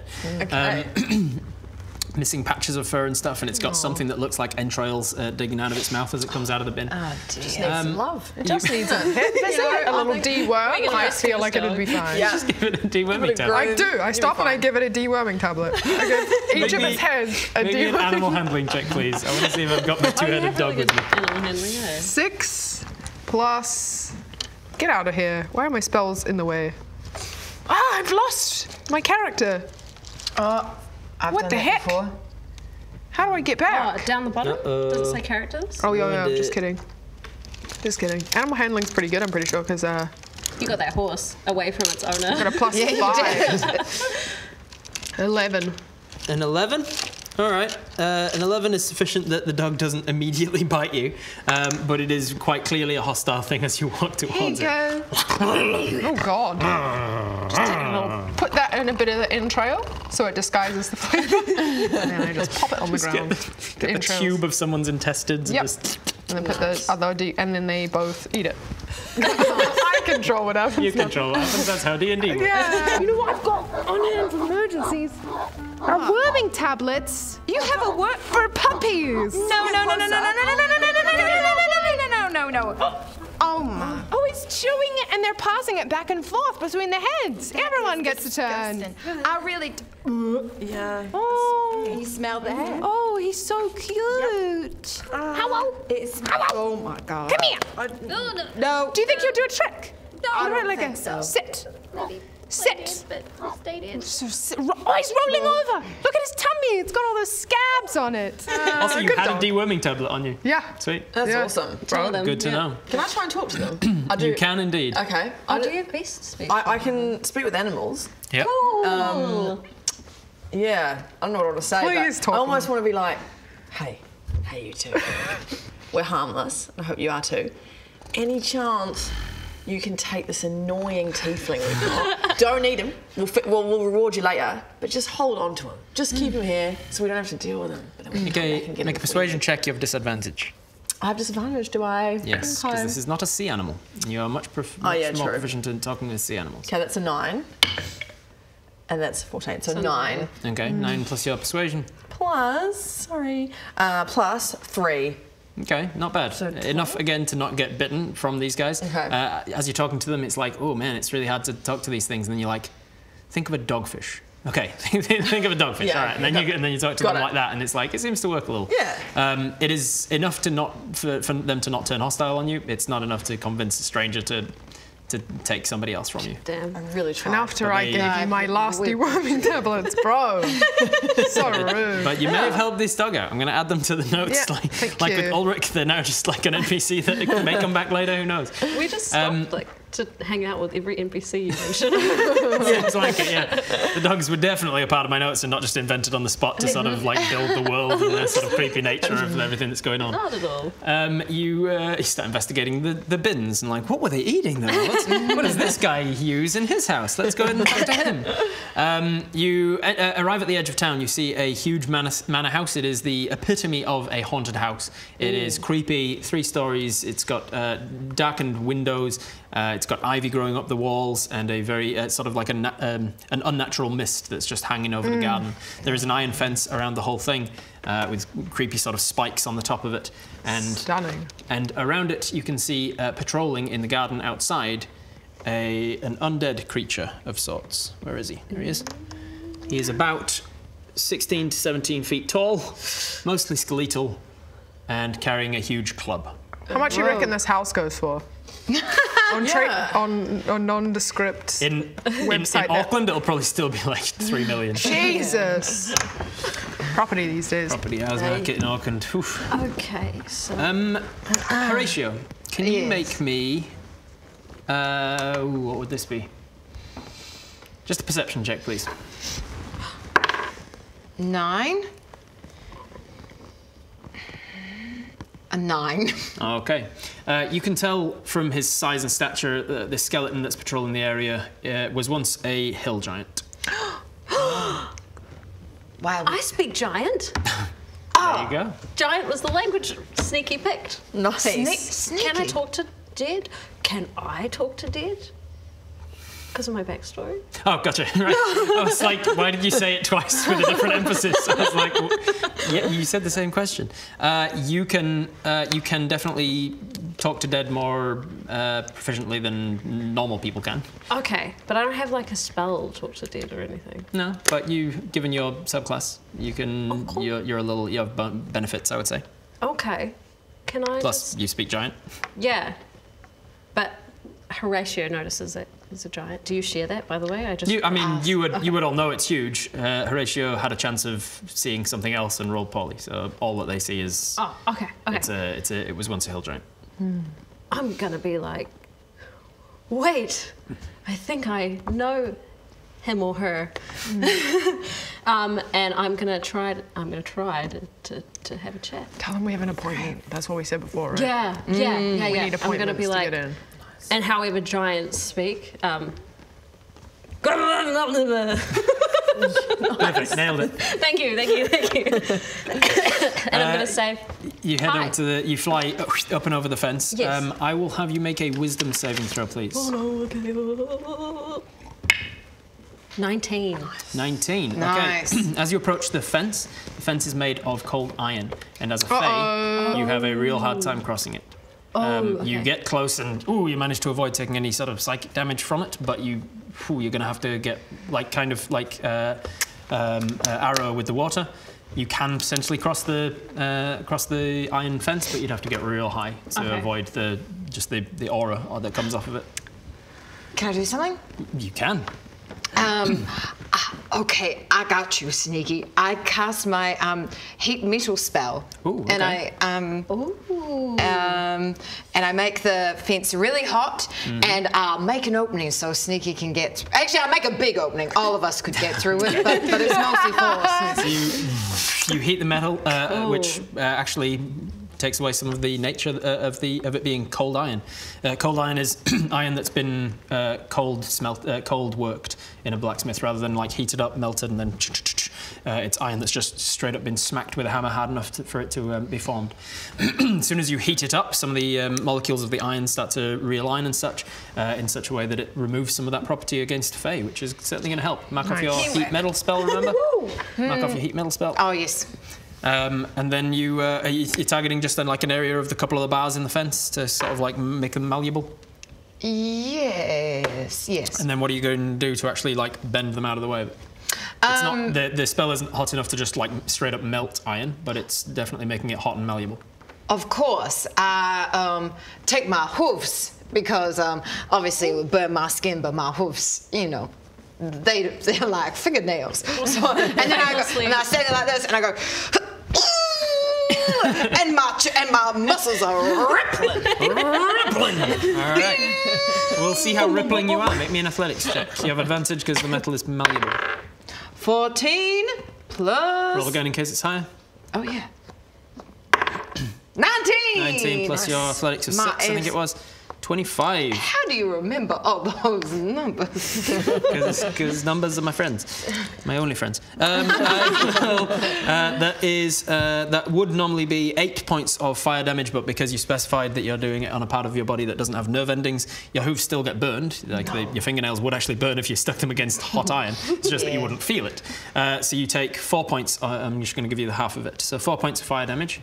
Hit points? As you Ow, ow! I thought my hooves wouldn't hurt, but they do. Oh my gosh, cold metal! Don't worry, ladies, I can handle this. So, can you feel the heat? Yeah. Very hot, very hot, very hot. Now, if only I was strong enough to pry open these metal bars. Hang on, I think I am. Oh, my God. So strong. Thank you, please.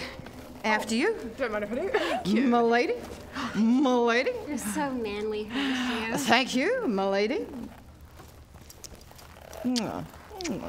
You look back and your hooves have got this like indentation, this burn mark, and you all smell that horrible smell that you know when you burn hair or something. Guys, I think that was Geller. Yeah. He's stinky. We don't like him.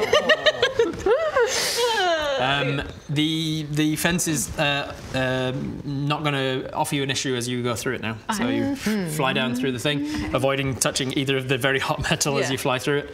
But now you are inside the yard of this guy's manor. Yep. And you fly over towards the bro. The bro. He's not going to see you until you get real close to him because you're relatively small. Are you medium or tiny? Oh. I should have probably gone tiny to have extra space through the Would thing. help getting through the fence, yeah? Yeah. So you go tiny, which makes, you manage to get right up next to him, essentially, before he even notices you. Yeah. As soon as he notices you, and he grabs his big old club. It seems like he's been told, like, to guard the place. Okay, And if you're not quick talking, he might take a swing. I'm going to be like, oh my God, it's you, friend! And Dryad. All right. Make me a deception check. 11 plus 7. Nice. Oh, nice. Okay, pretty good, pretty 18. good. Okay, it is enough to stay his hand for a second. Okay. As he has been told to not hit people who are guests of Trakel. He's been told to hit, like, just intruders and stuff. Okay. And with you pretending like you know him, he thinks, guest, maybe? Maybe cool. he's a guest? Yeah. I'm going to be like, it's so good to see you. Remember last time I was here? Well, I have another appointment and I brought my friends. Can you show me the back entrance? Sorry? Nice. No. He looks confused for a second. Not that he's got much in the way of facial expressions. And then he drops his club back down to his side again, and then just sort of turns and starts patrolling back around the side of the house that he was coming out from. And you can follow him. Okay, I'm going to follow him and. All right, and you start be like, flying after him. You guys all climb through the fence as well. Yeah, we follow. All right, yeah, we're following. You follow around to the back, and he just kind of points at one of the doors in the back of the house. Cool. He's gonna get fired. I'm going to say, hope the kids are well, and then leave. Oh God. Bug have no kids. Make me a history check. 11? Is your history modifier? -1. Something about the name and the voice sounds familiar, but you can't place it. Why? Sorry, wrong bug. Nice. Great recovery. It's different. I was thinking of a different hill giant called Bug. Yeah. He points at the door. You guys heading towards the back door then? All right, here we go. All right. Towards the door you go. Who's heading in? Spell your name. Who's opening the door? Is it locked? Can I just? You can try it. All right, you try it, and And it's locked. Seems like it might. Okay, I have thieves' tools.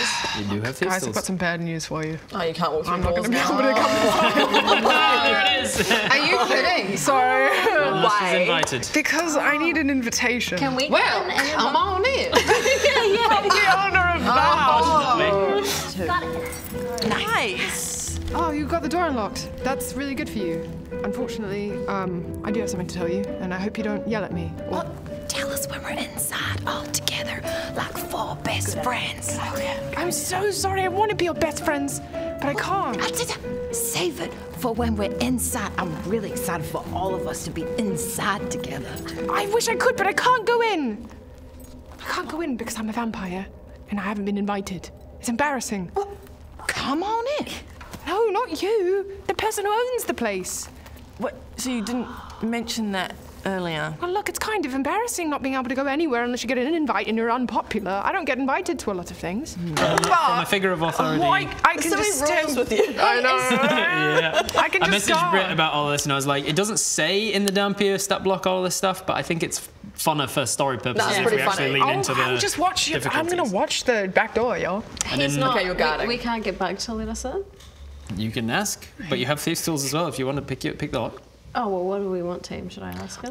I have suggestion. You do? I can cast suggestion to the hill giant to be like, I think I should invite Errolyn. It's a good idea. I just don't think it's gonna work. 'Cause it has to be the owner of the house.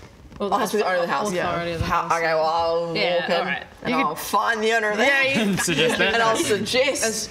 Is the owner Trakel? Could, yeah, it's Trakel's manor. Yeah. So we've got to find Trakel though, which could take a series of hours before you can get in. We just keep jumping back. It's just like doing some crochet in the garden, and then we jump back. I'm just watching painting nails, TikToks. I'm like, watching TikToks. And, Can we unroll the?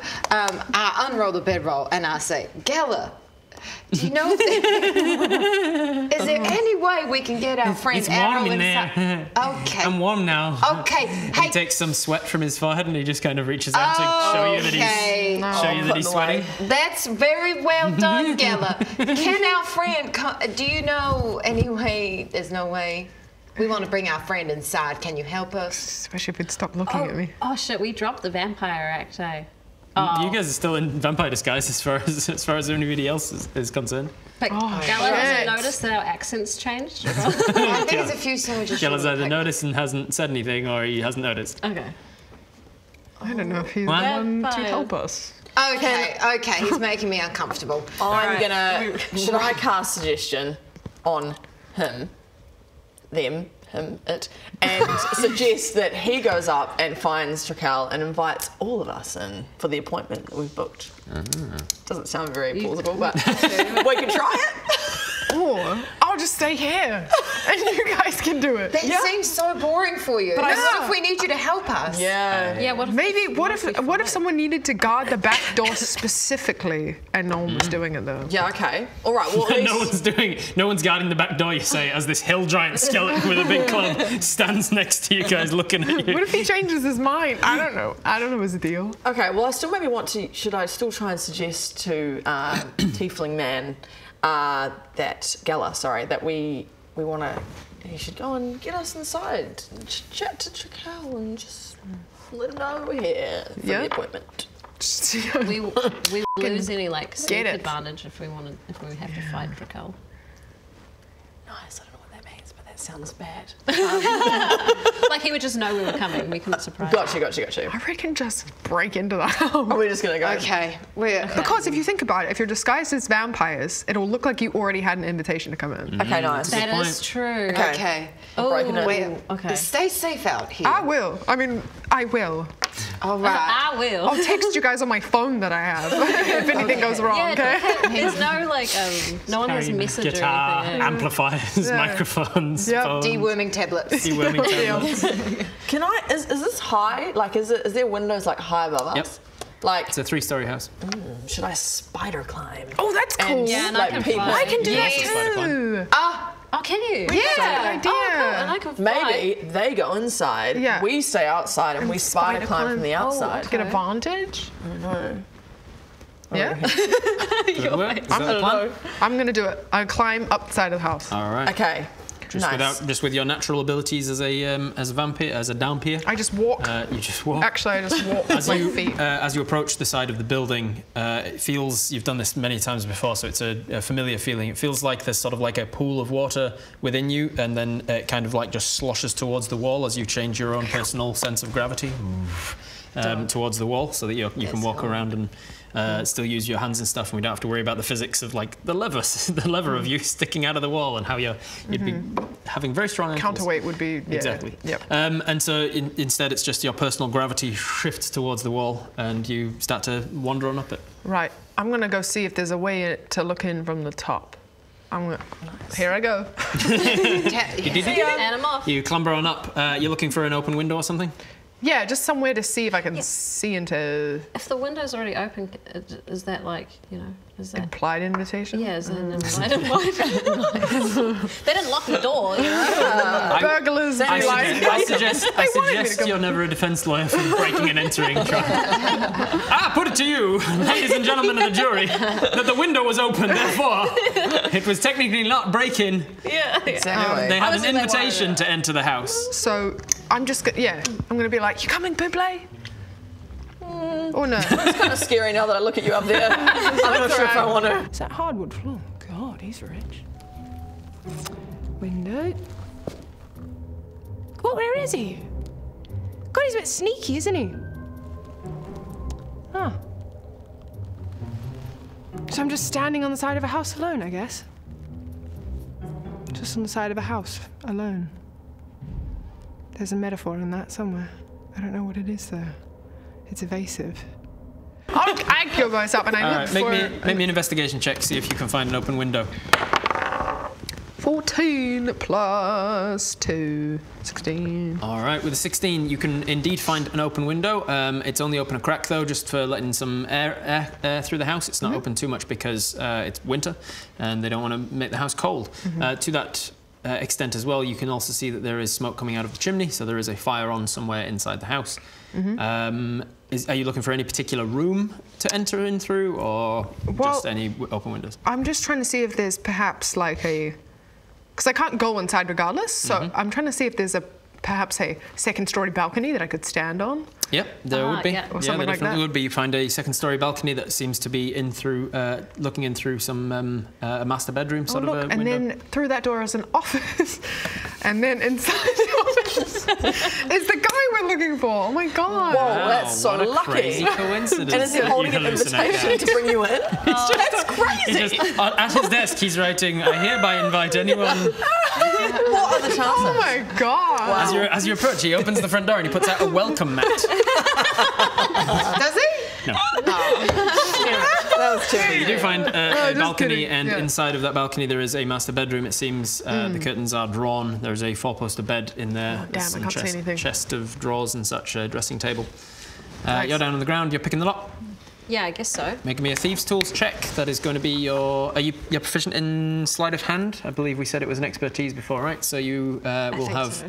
sleight of hand, and you'll have advantage on this because you also have thieves' tools. Okay. 6. Thankfully for the advantage. 6 either way. So 6 plus your sleight of hand, which was an 8, I believe. It's a 6. Oh, it was stealth that you were expertise in. Yeah. Oh, right. Okay, so it's a 6, 12. 12 is enough. It is not a difficult lock. 12 is just enough. The DC was 12. So you get into the lock, and it takes you a little while, maybe like half a minute or so. You get one of the tumblers set, and then it manages to open. You hear it click, and you can get in through the back door if you wish. Open the door. All right, you open the door. As you open the door, what you didn't notice was the trap. Oh, It is not present on the door. No, you're good. There's a.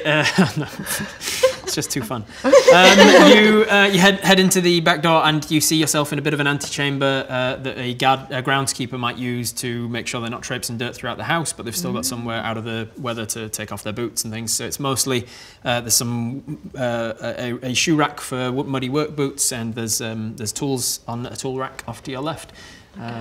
Dirty tiles on the ground, and another door leading into the house proper. Are you coming with us? Are you coming with us, or do you want to go with Arrow? I'm indecisive. Do you want to go in your bottle? It does sound nice. I will. Oh, he's a bit of a split us 2-2. I am scared of the heights, though. I'll just come with you guys. Okay. Sorry. All right. All right. When we find Trakel, are we going to kill him? That's our plan. I feel like he might have bit info, though. I feel like we should try and chat to him first. Try to vampire. I think we should pretend we're on his side for a bit. That's a great plan. And then double cross him. Can I get a stealth check from the three of you, because you're now discussing this inside of his house? So anyway, Yeah, and this is what this check is going to check. See how well you're whispering. 12 plus 19. 9. dirty 20. Okay, dirty 20, 19 Plus 1, stealth. 20. So dirty 20, and 0. So I'm whispering very loudly. I You're think. whispering quite loudly. Anyway, so I think because in water it kind your of. voice is carrying a little bit. Yeah. Thankfully, you two are being pretty quiet. Okay. Continue. Yeah. So anyway, I think that what we should do is we should just be friends with him first and pretend. You need to whisper more quietly. I don't know what whisper is it? Is this working? That's good. Yeah, so anyway, what I was saying. No. Okay, I think what we should do is we should go and befriend that Trakel guy. Chat to him. What do you mean? What are you talking about? Whisper. Like, it could be anywhere. We don't know. What's a whisper? Wait, like this. Is it like this? You were doing it so wrong. What? Well, let me just tell you my plan first. I was going to say that we should be friends with him and get all the info out of him and then kill him. It's so hard. It's so hard. Did you hear what I said, though? Pretend to be on his side. Okay, so we're still the undead uncles. Come to pay Trakel a visit. We got an appointment. Yes. Okay. Let's go find him. Okay. And we Carry on down the Can we hall. like have a look first? I guess. Maybe you should see what. There's no window or peephole in his interior doors. Although, like, I don't know, like if there's traps or people around Oh, gotcha. or something. You check the door and it's not trapped. It's just an interior wooden door. There's no keyhole for it to be locked or anything. It's just Okay. When Sneaky goes small, are you invisible? no. No. Okay. No, I'm just This I think big. I'm still small at the moment. Okay. Yeah. Okay. Cool. So are you just heading in through the door? Yeah. Yeah. All right. You open the door. Immediately on the other side of it is a 6'2" gentleman with pale skin and blonde hair. And a nose? And a nose. Just standing with his hands behind his back, staring right at you from behind the door. And he says, "You're being quite loud." And I rolled a 24 on his perception check, which beat all three of you. Oh no! And so he just stands there on the other side of the door waiting for you to come into his house. Did he hear our plan? Like, does he know that we're not friends? There's a good chance. You realise as you open the door, shh, and then you open the door and he's just standing there. And you're like, okay, I don't know if he knows the plan, guys. We are the undead uncles. Yes, quite. So, welcome to my house. Is that an invitation? Didn't say it to you.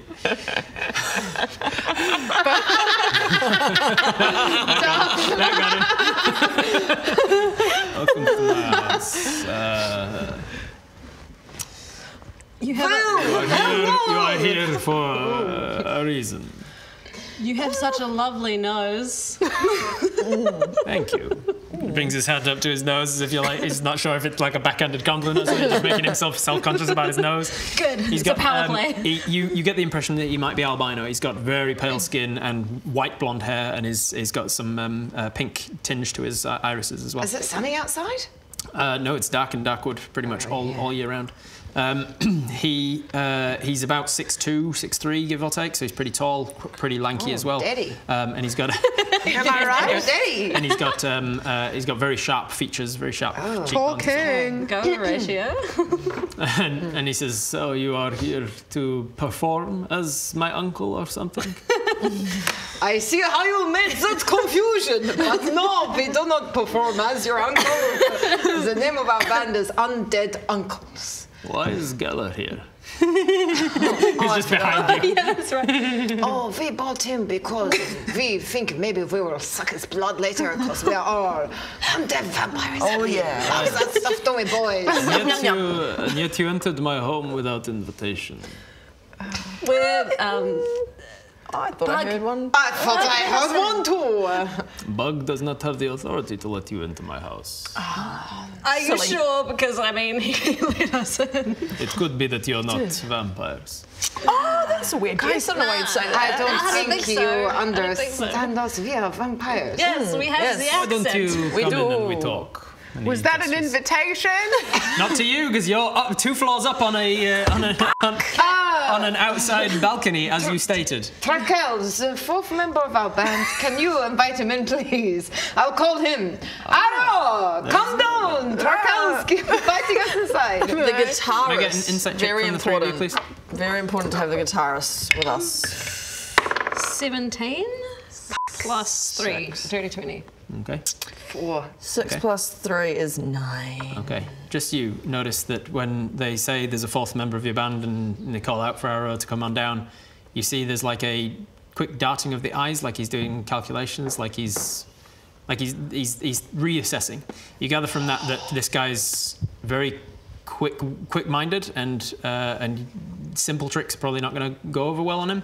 He's calculated for the 3 of you, like being here, and he's already like thinking, okay, what are they here for? Plans around that sort of thing. He thought there was just 3 of you, and it seems that he was not aware there was a 4th person, and his eyes very subtly give away the fact that he's like, okay, I'm quickly thinking about how does that change my plans or whatever.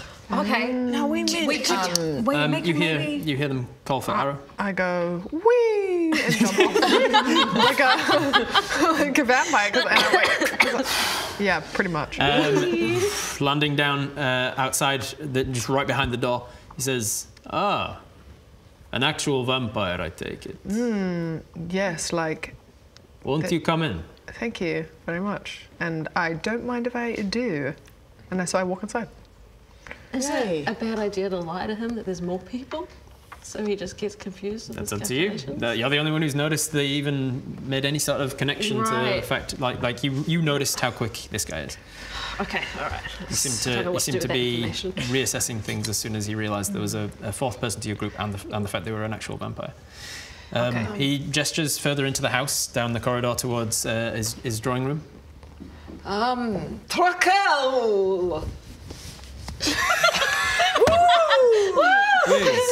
Thing to do it. So, the only idea that I have is that it's a stage. It's a way to sell us as a band of vampires. You know, you'd have to. It's a vibe. It's like a stage presence. Can I whisper quietly so he can't hear me? He's looking at you all, and you're as far away as I am now, so we you can't. can certainly try. What does it really mean to be a vampire? That's the question I'll pose. What a wonderful question. Yeah, what does it mean? What do you think it means? Let's discuss in more comfortable quarters. I feel like that's a bad I idea. don't think we should go to a comfortable. Where exactly are you from? Well, Transylvania. Interesting. Interesting. Quite the accent you have. You must have travelled a lot. Yes. Please, Right. won't you enter? And he just Let's just go At this point, inside. he just leaves you because you're follow taking that too guy. long. So Oh, he Yes, God. we go with just him. walks further down the corridor. We're too like Let's do it. cautious, but let's go. Let's fucking Just just walk follow in. him. Okay. Alright. You enter his drawing room. He is already now seated in a huge claw-footed winged armchair Any more of those in going front around? of the in front of the roaring fire that you saw the smoke from the chimney before. There are hunting trophies on the wall. You all right? I did accidentally cast a spell. Can I undo this? You walk into a room and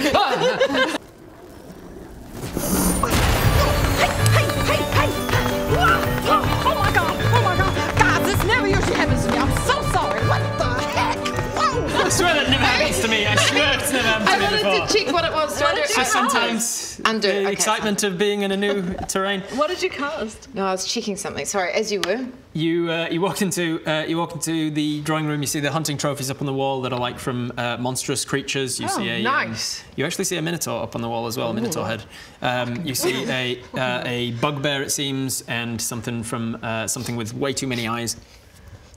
What's that one? It is a creature that mutated from what was once an Etaka. Oh, you get that yourself. I did. Quite the hunter. Nice. Won't you take a seat? And he gestures across to. There's one other armchair, and then there's the chaise lounge. All I know who's taking the chaise lounge. Just Horatio,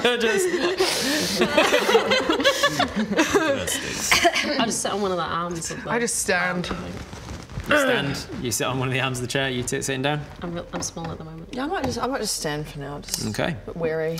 He says, "What can I do for you?" Traquel, we performed recently in Dimwood.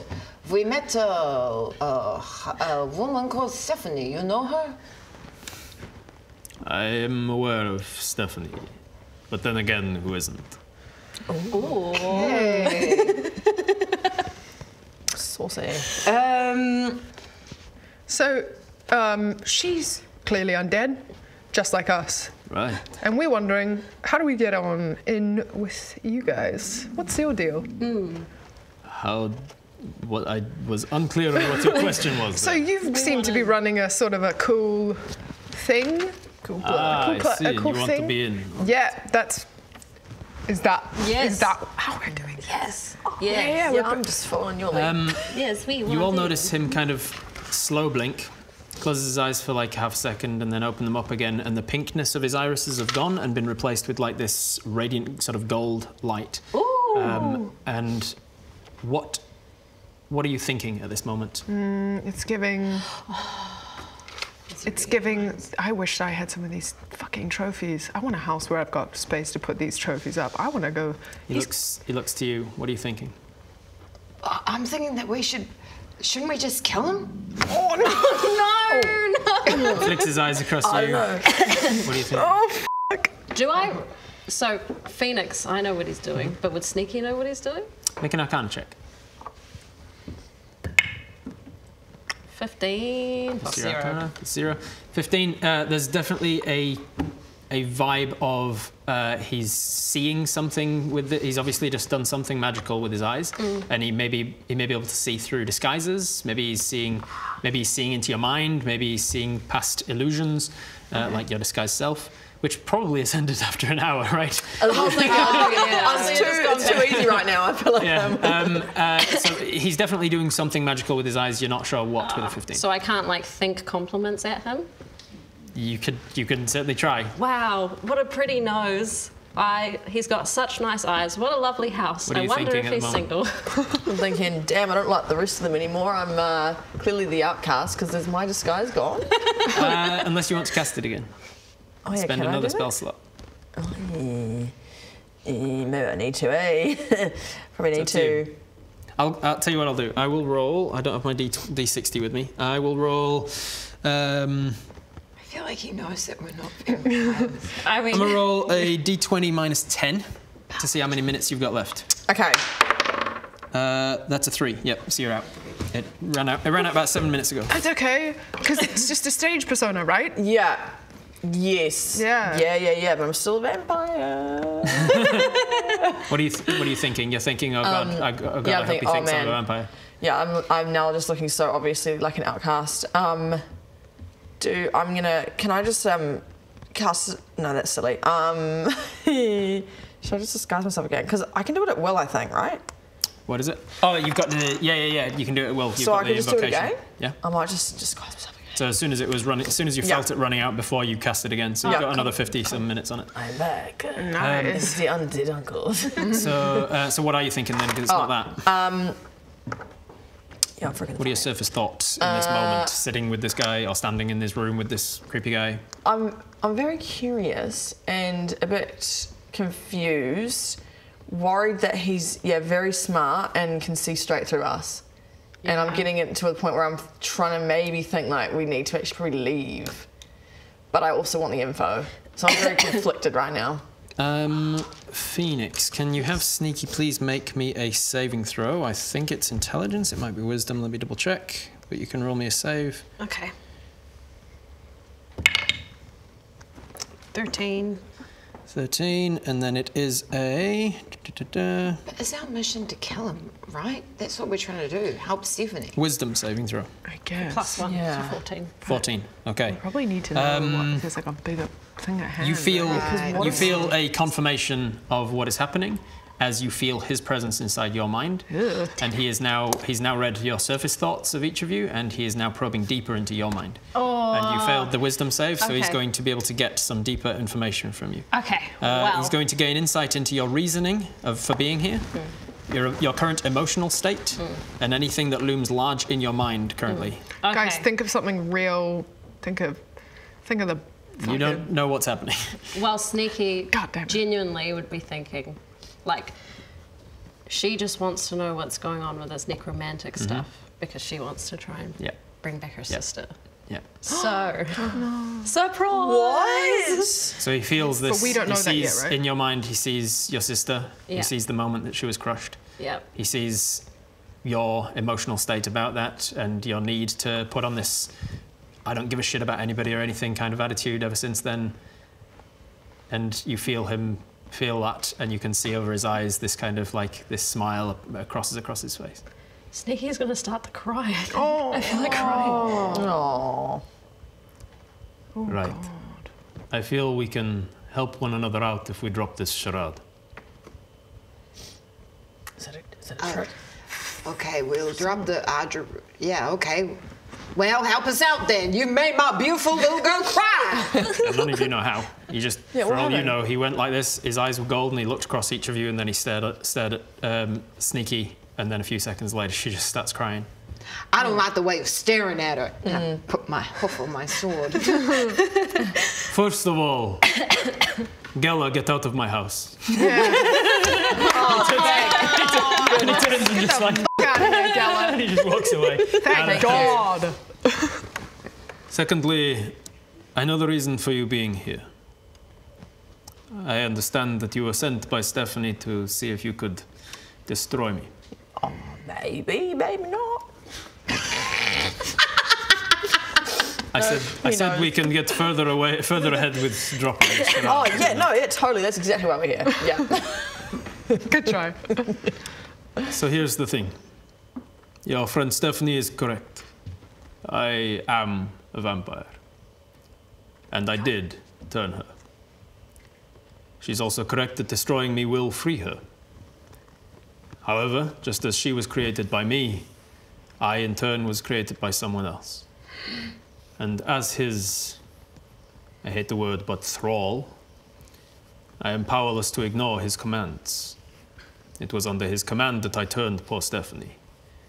And I am as much a victim of that event as she. So, please, by all means, strike me down. Rid me of this insufferable torture that is my pathetic parody of existence.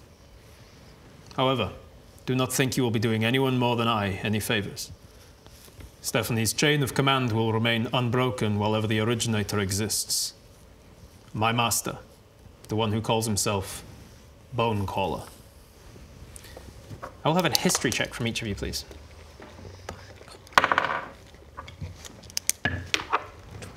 Nice. Not 20. 5. 3 Team. plus 0. 3, 5, 9. 9, 22. 22. You, being the one that's been on land for the least amount of time, you somehow have heard all of the stories of Bonecaller. You know that Bonecaller was a very feared necromancer, a man of great power and creative use of necromancy. You know that he was defeated by the great and powerful High Sorcerer Barad-dûr and some of his adventuring companions. You know that he was then rumoured to be back again because obviously he's a powerful necromancer and he probably has contingencies against being defeated. And most recently, you heard there was an announcement, a public sort of mass-projected illusion from the acting High Sorcerer Leothil that outlined the fact that Barad-dûr is actually an evil guy and he was responsible for all these sort of innocent deaths and things, and he was actually acting in cahoots with all sorts of evil folk. But there's rumours and confusion around whether that is kind of propaganda and lies against Barad-dûr or whether it's true.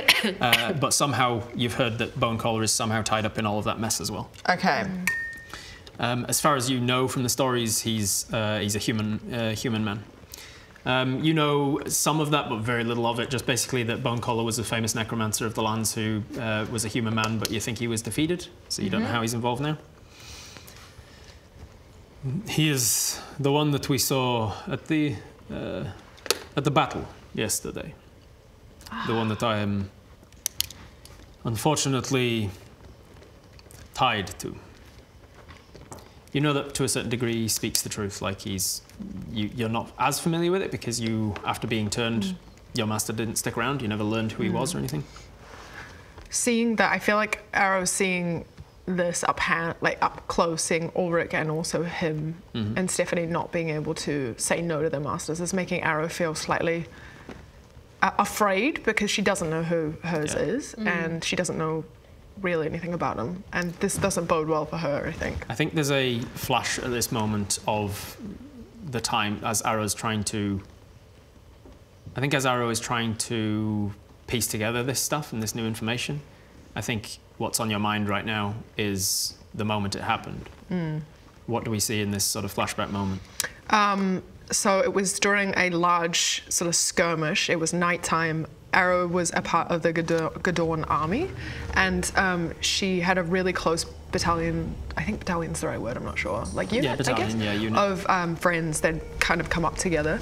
And they were surprised at night by an army. They couldn't really see very well, and it didn't take long for them to notice, I think, that the people they were fighting weren't necessarily human. And the last thing that she saw before she woke up was a guy who was, I think, like 6'4", quite large, real broad. And he wasn't wearing any armor, which was very scary for her because that would be an insane thing to do when fighting a battle. And he was really fast, and he sort of ran it straight at her. And the last thing she saw was he had, I think the last thing she saw was a recognizable marking, like a scar across the left side of his face. But she doesn't remember much about him, just that scar and his size. Dark hair, pale skin, and a scar down the left side of his face. And then the gleam in his eyes and his teeth. Just that was the last thing. Looking. Yeah, she'd never seen anything like that before as well. So. I think and then you woke up amid your dead friends and were like, "How the hell did I survive the battle?" And you were trying to piece it together, and it took a few days to realize you weren't really sleeping. You hadn't felt hunger in a while. You'd felt like this other yearning for like some of the blood that was in the area and stuff, and then you kind of pieced it together over the next couple of days, like, oh shit, I think I know what happened. Thrakel continues, he says, I am loyalty bound to the man for his creation of me, and I am prevented from taking hostile actions against him directly. But I know information that can hurt him just as easily as swords. I cannot simply give you that information, and alas, I do not know the magic which prevents me doing so. But in my decades of serving him, and he kind of like shudders at the word, I have discovered loopholes. Perhaps it is a god of games who looks down on us with fondness, or some fundamental law of reciprocity in the universe. But for whatever reason, defeat me in a fair wager, and I shall be able to provide you such valuable information. Okay. So he proposes a game of sorts. If you can put something up that is of equal value to the information he can give you about Bonecollar, and then you beat him in a fair wager, a fair game of some sort, then he can tell you information about him, which will help you to then defeat Bonecollar, which is seemingly what he wants. Gambling. He can't. He wants us to gamble. I feel like this whole time has been gambling. What, this? We're rolling dice. We're rolling dice, and then you always say, hey, do you want to take the risk? Do you want to take the risk? Oh, this is gambling. You're talking about on like a meta level, about Dungeons and Dragons. It's yes, like the whole thing is gambling. You roll the dice, and then you can choose, oh, am I going to take this risk? Am I not? There's money. You swipe across, swipe, and then you've got your monies and everything. Oh, that's a gold, that's a silver. It's gambling. I mean, I suppose, but it's legal, so Okay. it's a lot of fun. It's gambling. It's very addictive, like gambling. Yes. Can ruin lives if you spend all of your money on books and dice and minis and yeah, I suppose. Yeah, I guess D&D, not even once.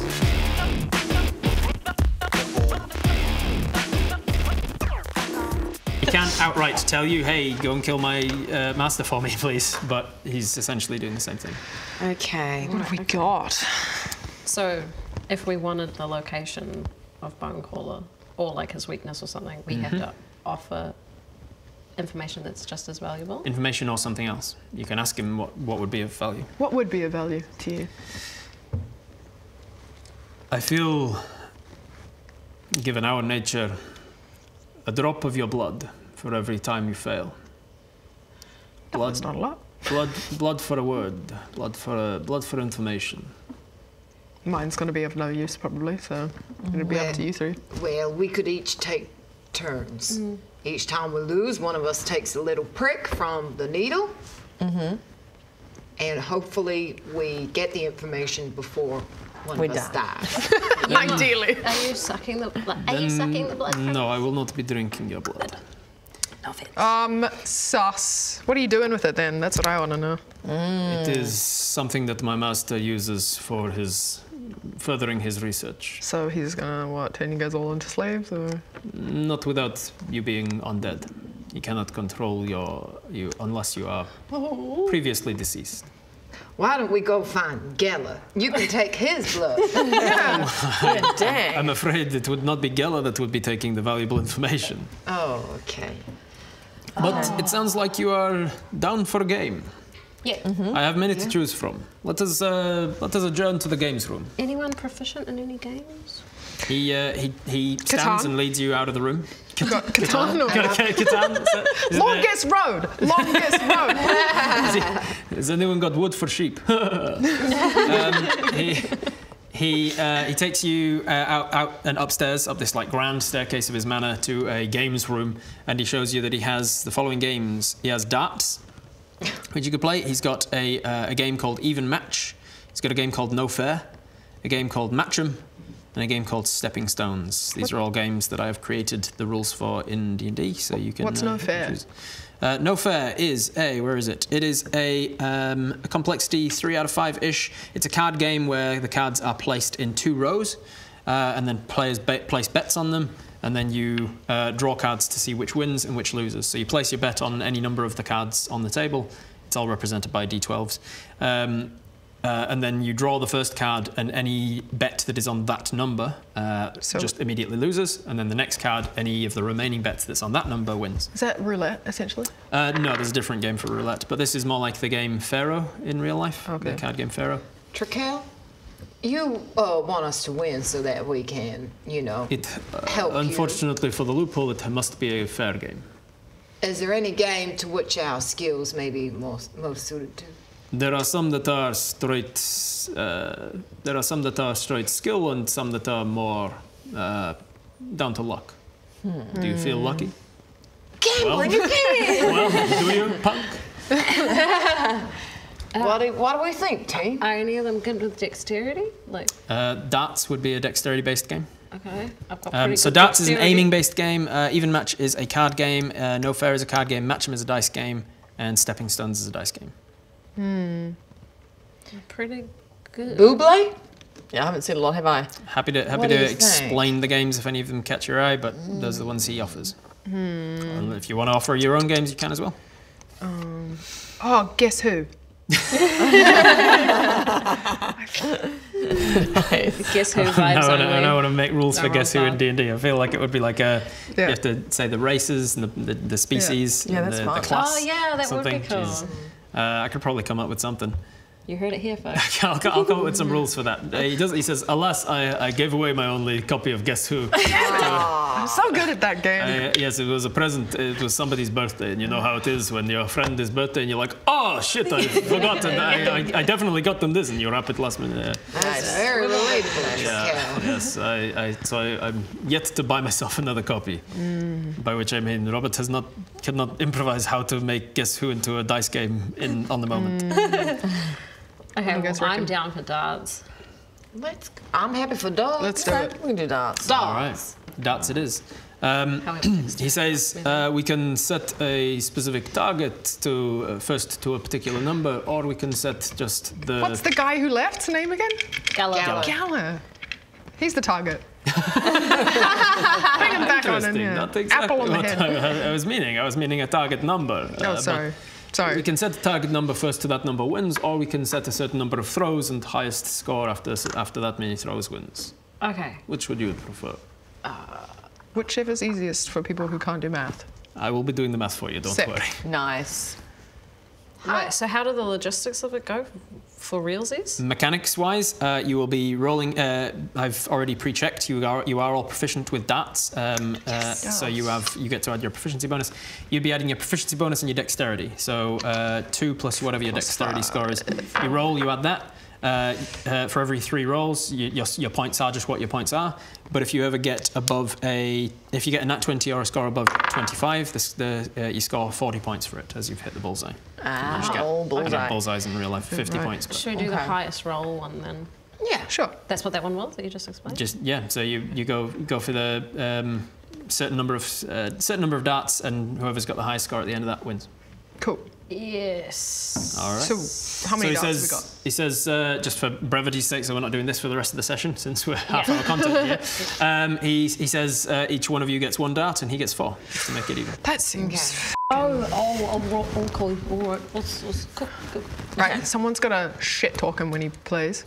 That's fair, right? Yeah. And he's going to essentially be playing a one-on-one game with all 4 of you. So like 1 dart. Whoever's got the higher one wins. Great. If you lose, you give him a drop of your blood. If you win, he gives you some information about bone. Okay. Let's do it. Do I play? Because he's not going to want my... He's still interested. Still in your interested? blood. Oh, that's concerning, but sure. That is. That's all right. So highly who's stepping up concerning. first? Alrighty. Sneaky steps up with the dart. Sneaky. You turn yourself into the larger form of yourself, Yes. just so you can hold the dart. Yep. What'd you get? 16 overall. 16 overall. So you score 16 points with your dart, and then he hits the table for not good. He gets a 13. Boo, you suck. Yay! Oh, what do I want to know? I don't think the nature of sporting competition is to bereft the others of their dignity. No. No, we want to be sportsmanlike. No. Okay, sure. Let's see how we want to play this. Sure. What is it you wish to know about? Okay, do I want to know where he is, or like what his Bone weaknesses, or how to kill him, like the bone caller guy? Yeah, bone caller? Bone crawler. Bone caller. Bone caller.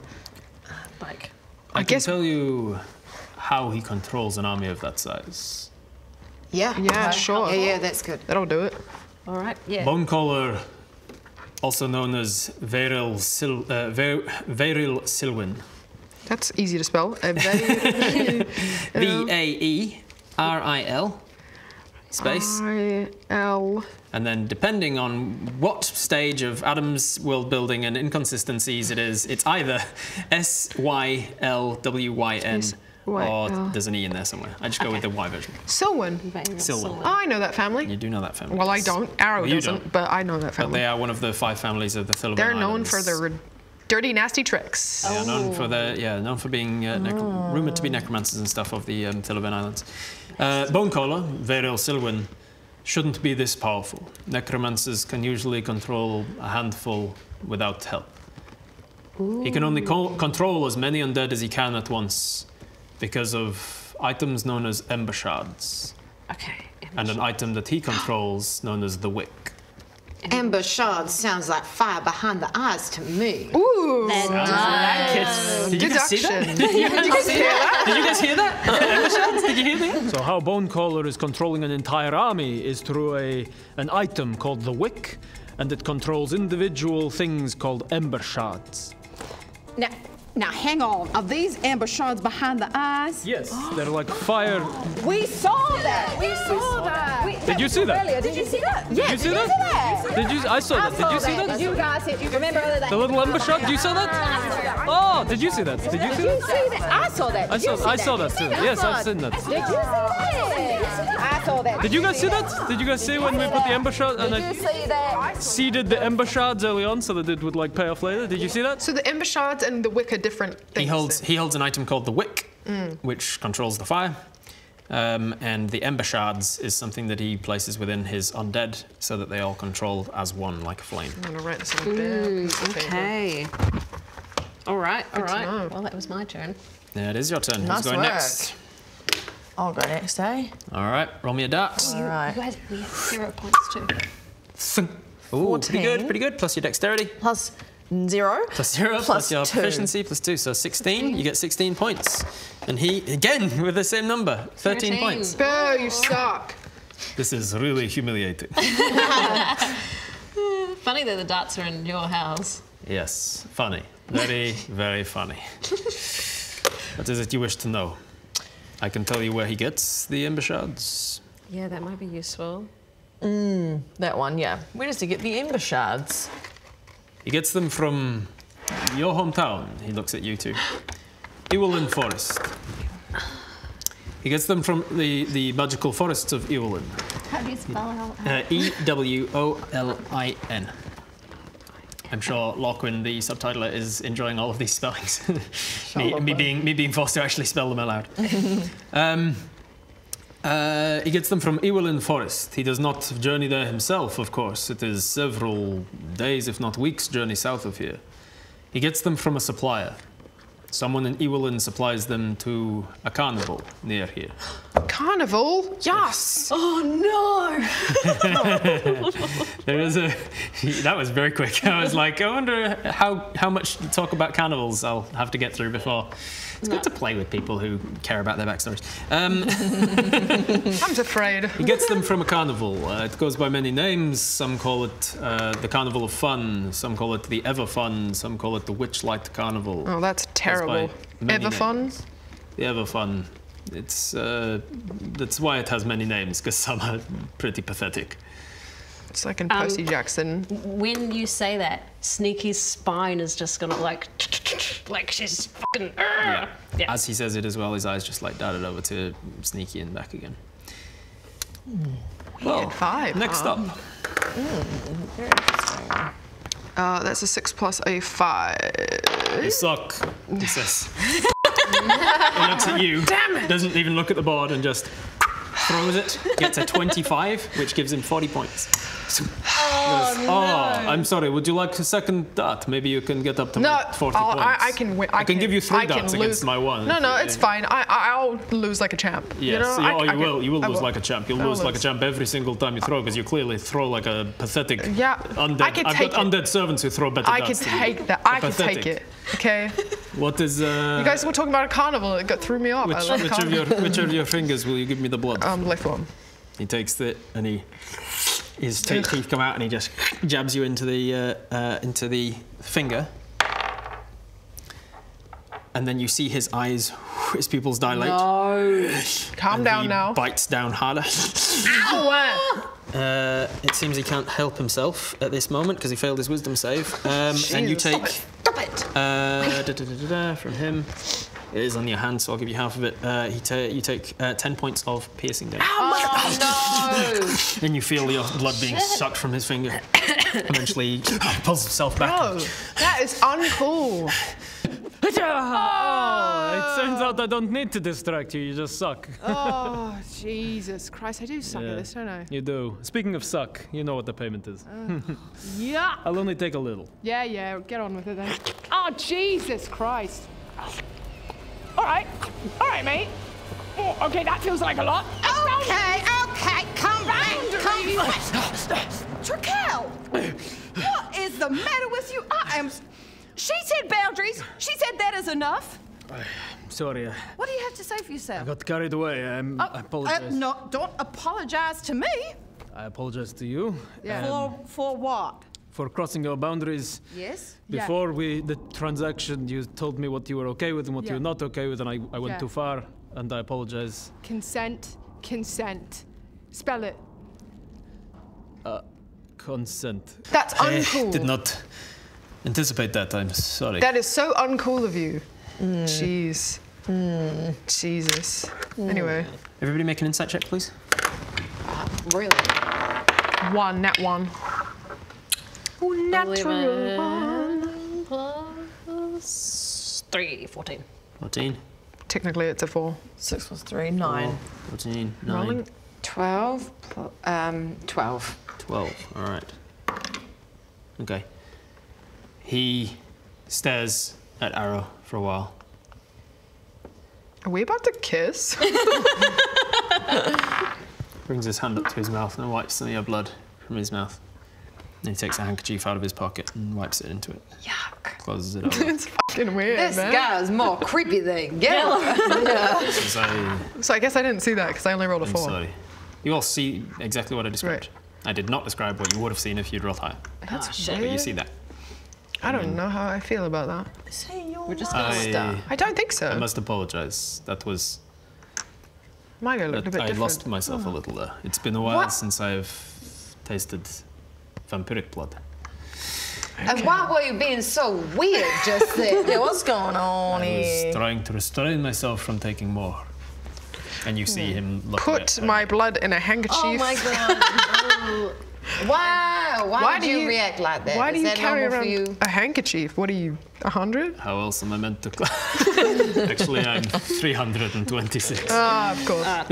326. I've lived through a lot of different styles of handkerchief. Come and go with the fashions. Fair. How else am I to collect the blood? Would you care to Roll?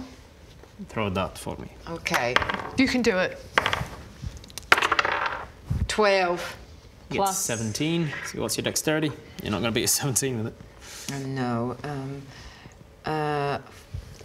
Yeah, 12. 12? Yeah, 17. He is.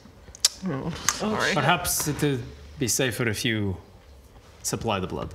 No, why didn't? He steps back a little. Why didn't you let Sneaky supply the blood before? No, I mean, I do not wish to bite you, or I may lose myself again. Okay. You take a point of damage. Give me the handkerchief. He takes out a clean handkerchief from a different pocket. Oh, fuck. I was gonna you should have stolen it. Oh, right. Wipe up the Do I have- blood and you hand it back. I can't sneakily. You can try and sneak it away, but he's just giving you the thing to do the thing Oh and then no, give it but back. I mean, So he's- like, could I sleight of hand put I have a disguise kit? Like, don't we have fake blood with our vampire outfit? Sure. Do you want to stop and get it out? You just pricked her. She's bleeding. He gave you a handkerchief, and you're just gonna go. Give me a sec. And you're just gonna rummage around in your bag, get out some fake blood, put it into the handkerchief, and then I go. have my outfit on. You do. Can I just I don't know. I somehow have some on my hand, and I just wipe my hand instead of her finger. I'm trying to protect Horatio. Okay, roll me a percentile check to see if you have fake blood on you as part of your outfit. Currently. Okay. Come Did you go in with blood on your mouth that you haven't wiped away? Okay, is that this one? That one plus the D10. Which is The this one that's similar shaped Okay. to that one. And then wait. You're going to the DC is going to be you need below a. Oh, below. Okay. You need below a 30. 78. No, so you don't have fake blood as part of your costume. You Okay. just had the fake fangs and the. And Nice try, Nice try. Sorry, Cool I'm gonna give instinct. him Cool blood. instinct. You wipe up the blood. He takes it back and places it in, and he says, "We can continue this if you wish for more information." I think we do. I think we do. Yeah. Okay, what info do we want? I believe you had a very good shot. I did. I do have good dexterity skill, but I'm afraid to give you my blood. Well, what do we want to ask before? Where? Did we ask where he is? Yeah, where is We Bone didn't. Call? We didn't ask where Bone. Maybe we should Bone ask where he Call is. was.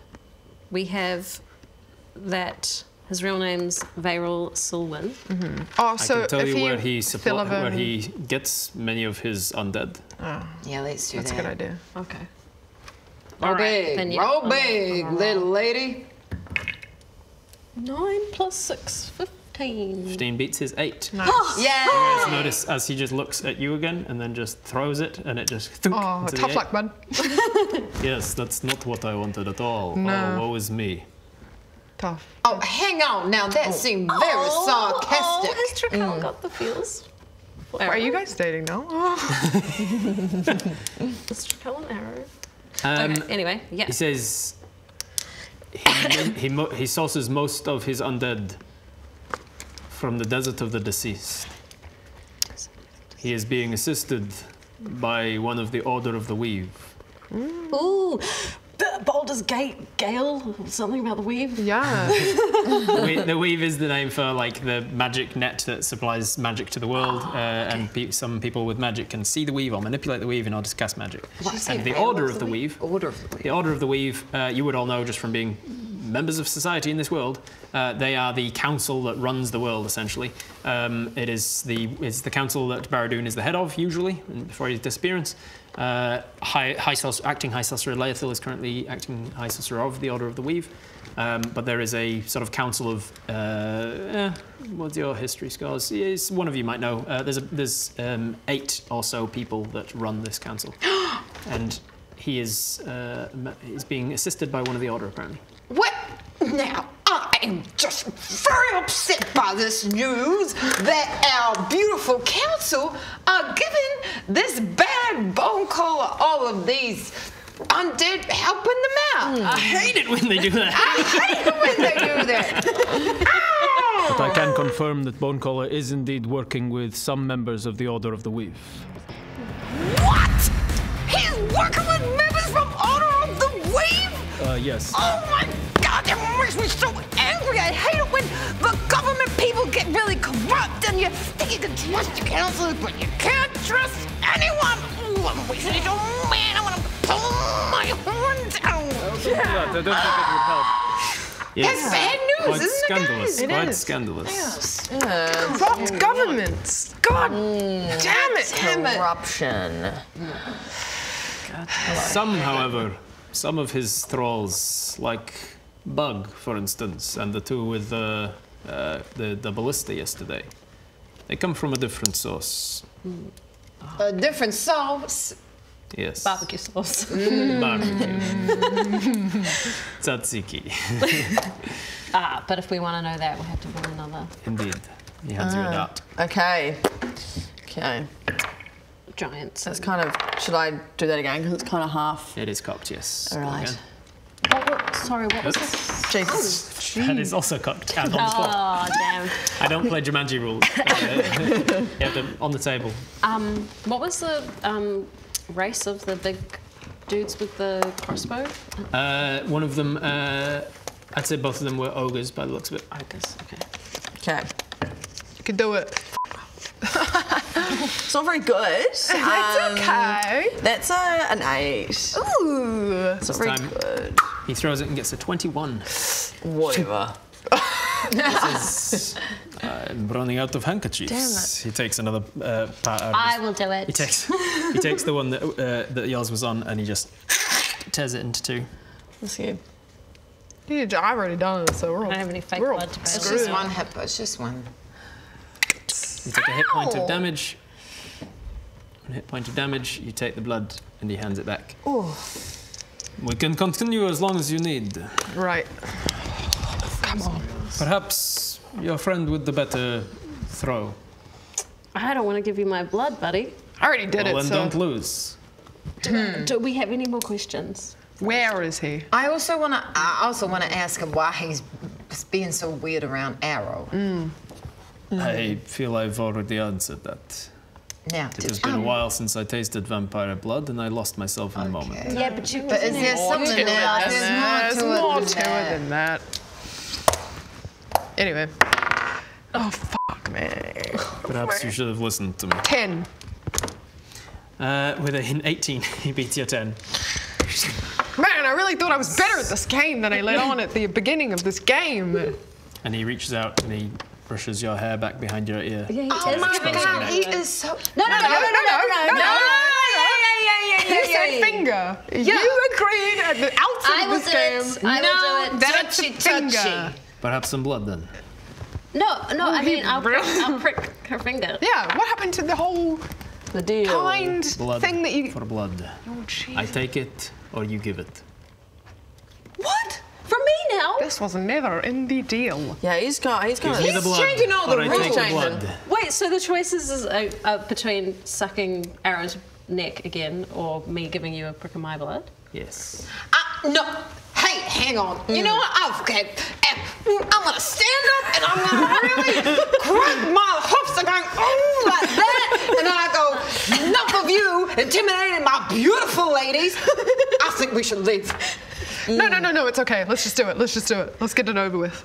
You want to get bitten? I think he wants her blood for some particular reason. Though. I don't think we should give it to him. He's already got mine. He wants it too much. That's why I'm like, no. He's already got mine. I do have 21 hit points left out of 42, so let's hope he doesn't take me for all that I'm worth. But before he does that, I drink my health potion that I have.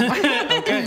Yeah, Unfortunately, you're undead, so health potions don't work. Oh, why'd you give me I'm gonna give. Wait. I don't remember giving you health potions. Before you, I'm gonna give you the cloak before you go. Oh, what if I protection from evil and good? You can cast protection from evil and good, which And will can give I him pass- disadvantage on attacking you. Which is what he's about to do, right? Yeah. Sweet, cast. I put the cloak of protection on Arrow. Can I put the cloak of protection? You can, on but it takes half an hour to attune to it. So That's fine. I cast good and evil. He's got disadvantage now, so it's fine. Ah, Yeah, that's what's up. Yeah. That's what's up, bruh. Yes. but you are also letting him bite you. Yeah, I guess. So it gives him disadvantage on an attack he doesn't have to make because you're No, just stop. voluntarily. Don't bite me. Stop biting me. But he has to do it anyway, but stop. There you go. Oh. Okay. Ah. He bites down into your neck. You take 14 points of damage. I'm gonna need a long rest after this. Ugh. Disgusting. Yeah. Stop. Just not Thursday, you know. I need you all to just tell me what you're going to do because he is not letting go right now. If anyone would Okay. I'm gonna I've had stab him in the eye. Oh, I've had it. You go towards him and stab him in the eye. Make an attack roll. Nat 20. Nice, All right, that is definitely going to make him. Yes. So he was about to take 11 more points of damage, but you managed to prevent that because you launch at him. You dig your dagger in right next to the eye, cut across his eye, make your damage roll as it pushes him off of you. Jeez, mate. You really have no self-control. With my dagger, yeah. It tastes delicious. Thanks. Blood now dripping down your neck. 1d4. Stop it. Which one of these is a D8? Oops. I do 7 damage. You do 7 damage with your sneak attack because you had. No, sorry, you didn't. Yes. Oh no. Yeah, he was distracted, so you get sneak attack. Oh, cool. All right, and that's 2d6, yes? Yeah. So you're tiny. So we said No, you said you're medium sized for the darts, right? So it was 3d6, right? Not the d4. Oh, okay. Oh no, wait. It's a dagger, right? Yeah. Yeah. Sorry, it is a d4. Sorry. Okay. So d4 plus 2d6. That's 16 plus your dex is 20. 20 plus 2d6 and a d4. Oh. So 24. Another one of those. 30 plus a d4. Ooh, wait, you're not Another gonna kill him, are you? Yeah. Jesus Christ. 34. 34 points of damage. You dig your dagger in right across his eye and cut the side of his face. I don't want to kill you, but keep your teeth in. Make me a, what would this be? Perception check, please. All right. He's holding his eye. 10 plus 3, 13. Okay. All you notice is like he seems to be in some sort of pain. He's like holding his hand across his eye and he says, "I suppose I deserved that." Yeah, you did. Okay, this time I swear. We've agreed, I agreed. Let's get on with it. Oh, God. That's very uncomfortable, you know. Okay. No. Oh, we've talked about this. We had a conversation about it. Boundaries. Oh my God! Jesus Christ. How many times do we have to tell you boundaries, man? I'm so Are you sorry. all right? I feel unsafe, and I'm leaving. There's something about her blood, I swear. It's just, it never happens with anyone else. I can control myself. I've been a vampire for a long time. I don't believe you. Horatio told you. Look, I can show you. Give me your blood. No. I swear it won't happen again. I swear. Just let me suck you. No. Is there any more information for you, or shall we call it a day? We still need to know where he is. Yeah, and where the other undid come from. Yeah. Okay. Yeah. Let's keep playing. Maybe But first I'm gonna be a gentleman and offer up my cravette to Arrow to mop up the blood. Thank you very much. Very nice. You're welcome. You're very nice. You have not eaten fresh blood lately yet, have you? Anyone wanna? Give me 1 second. Give me a second. Can you eat it without turning us? She can choose to, yes. Oh, okay. characters. I bet it's You're the gonna Astarion do of some the bloody group. hip You can damage. eat me. Me as soon as I play Baldur's Gate. Yes, you can eat me. The first time Absolutely. I played through, I was like, let it go a little longer. Let it go a little longer.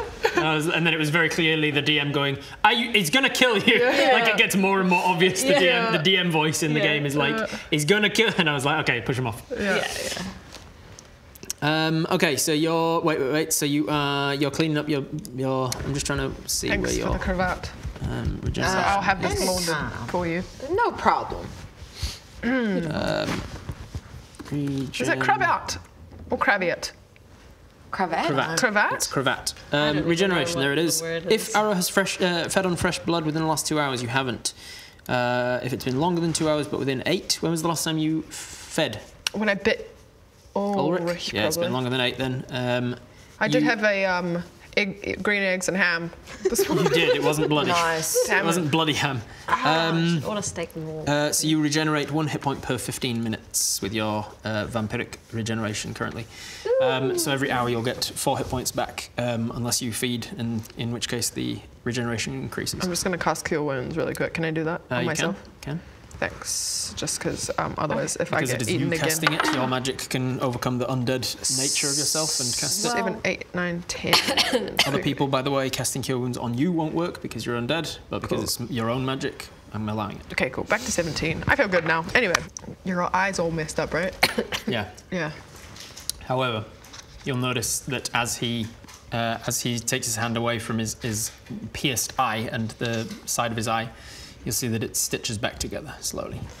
Oh my yeah. As a vampire who has Sweet. just fed, his regeneration is pretty strong. Sweet, bro. Does anyone want to offer up a vein for me? I'd love some of that. Is that normal for, like, to have undead blood will make you regenerate? Or is that a strange thing for a vampire? You can have some. Make an Arcana check. That's a good question. Okay. See how much you know about necromancy. You know. Nothing. You have no idea whether that's normal or not. Oh, okay. You just I'm think, just like, oh, it's a vampire, he heals. okay, cool. And yeah, you can eat me. Thanks. All right. I eat Phoenix. Okay. You are going to need to feed. So this is going to give you some damage and a point of exhaustion, and it's going to give you your regenerative powers. What's your bite thingamabob? Your bite feature? I feel like because we're friends, Nope. Oh no. I have to bite her? Yes, you have to do damage. no. It's if you want the mechanical benefit, it comes with a She mechanical can't drawback. just like do the classic like I agree Vampire with you. Diaries, put a cut in a cup and bleed into a cup so it's nice and respectful for everybody. No? It's not how your vampiric magic Wait, works. are you sloppy? Because I don't want you him can to take. get me. No, I'm not. Okay. She can. If you're asking, does she have to take the piercing damage? You don't have to actually like suck the blood from her veins directly. She can give you the blood that is fresh from her veins, but she has to take the damage equivalent of losing that much blood. Okay. And then take a point of exhaustion. I from very losing all that blood. politely come over and I'll take some from your. Where's the least invasive place? Like a wrist? My thigh. Damn. All right. Let's Get it out, let's go. Let's not make people expect that in the green screen. No, not for you. Your fanged bite. It My will do non-dominant 1d4 plus 2 damage. So roll a d4. Where are you?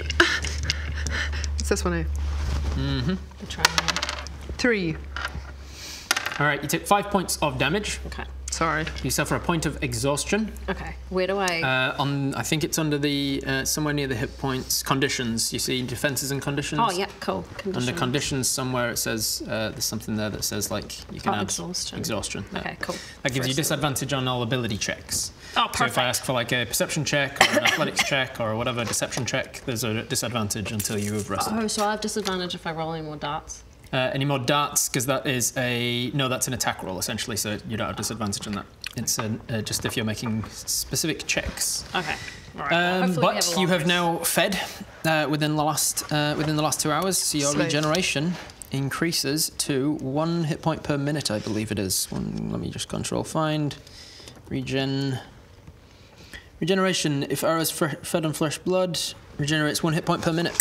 Yes. How many hit points you lost currently? Well, I'm on 17 out of 42, so... Out of 42, so it's an unknowable number. Who the hell knows? That is 25. So over the next 25 minutes, you will heal back up to full. And I don't believe anything's going to attack you in the next 25 minutes, so you can start to put yourself back up.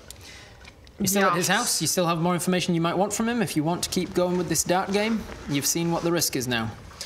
He first took a drop, and now he's expecting a little more.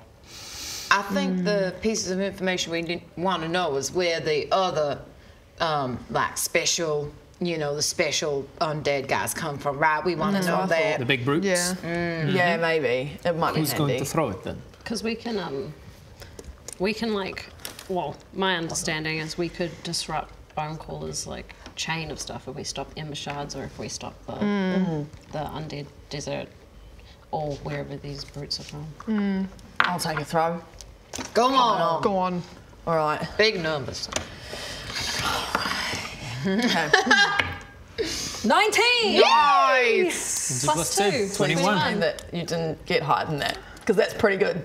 I didn't get higher than that. I got a 15. So he throws. He gets 15 points plus your 21. He goes, very good. More impressive throw. Thank you. Can I ask, where do the other undead come from? You can indeed ask that, and I will tell you very soon. As soon as I find it in my notes, I put it somewhere in here. We love a man who journals, you know. Yeah, that's hot. He's like, I'll find where this. Yeah. He takes notes. He takes, Introspection.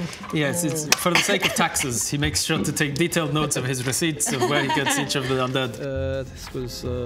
I think this was. Wait, what year are we in? That's not. No. Wait, this is a completely different decade.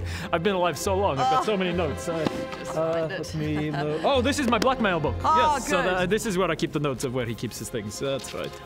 Yes. He has a bastard child that lives in Iwulin. No, that different guy.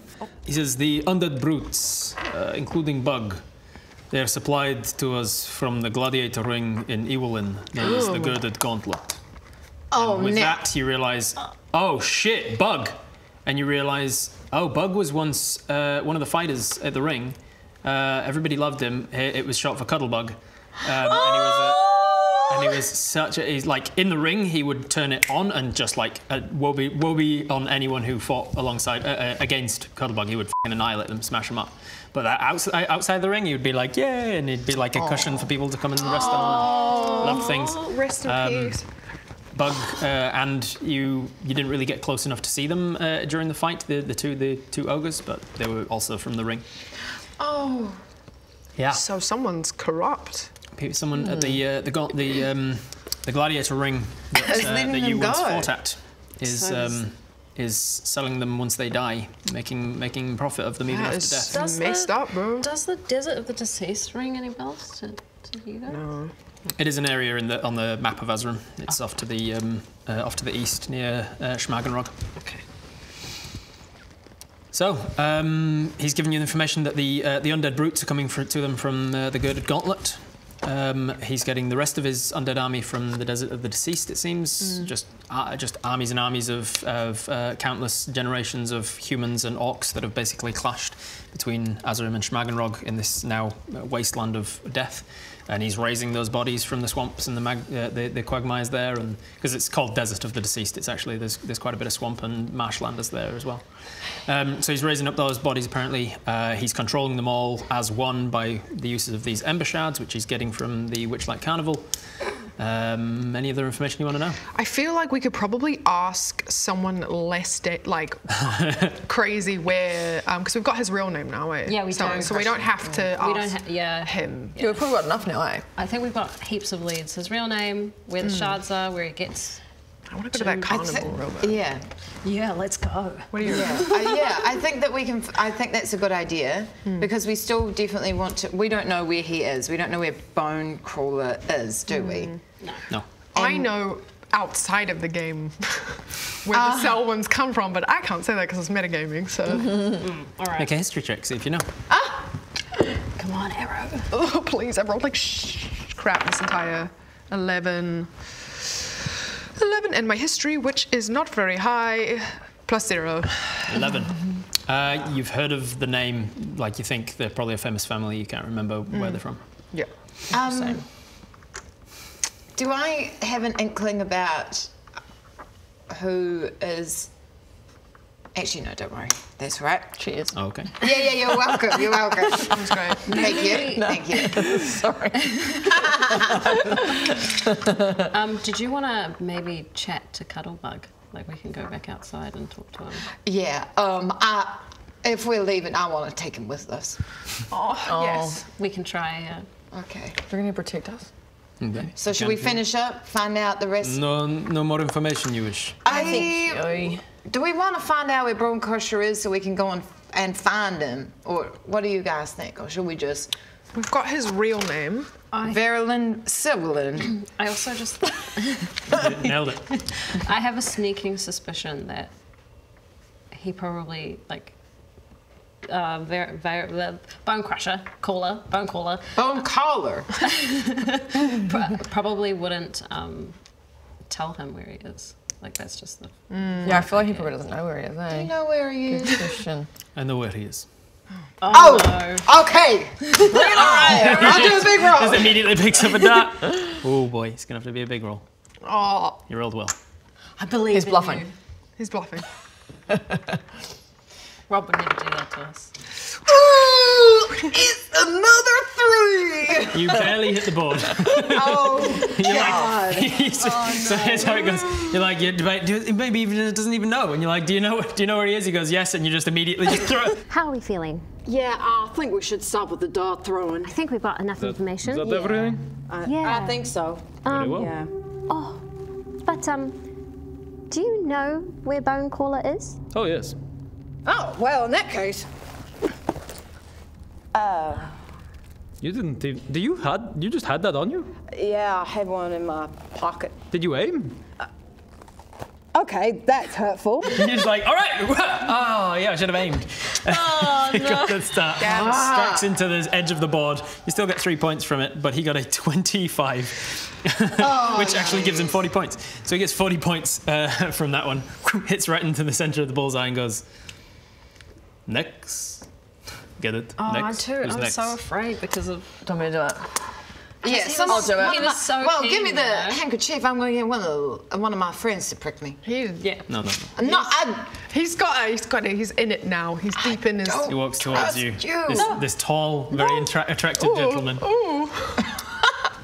Reaches out, brushes your minotaur hair away from your neck. Damn. You're trying my own tricks on me. He leans in just close to you and says, "You'll enjoy it." Yuck.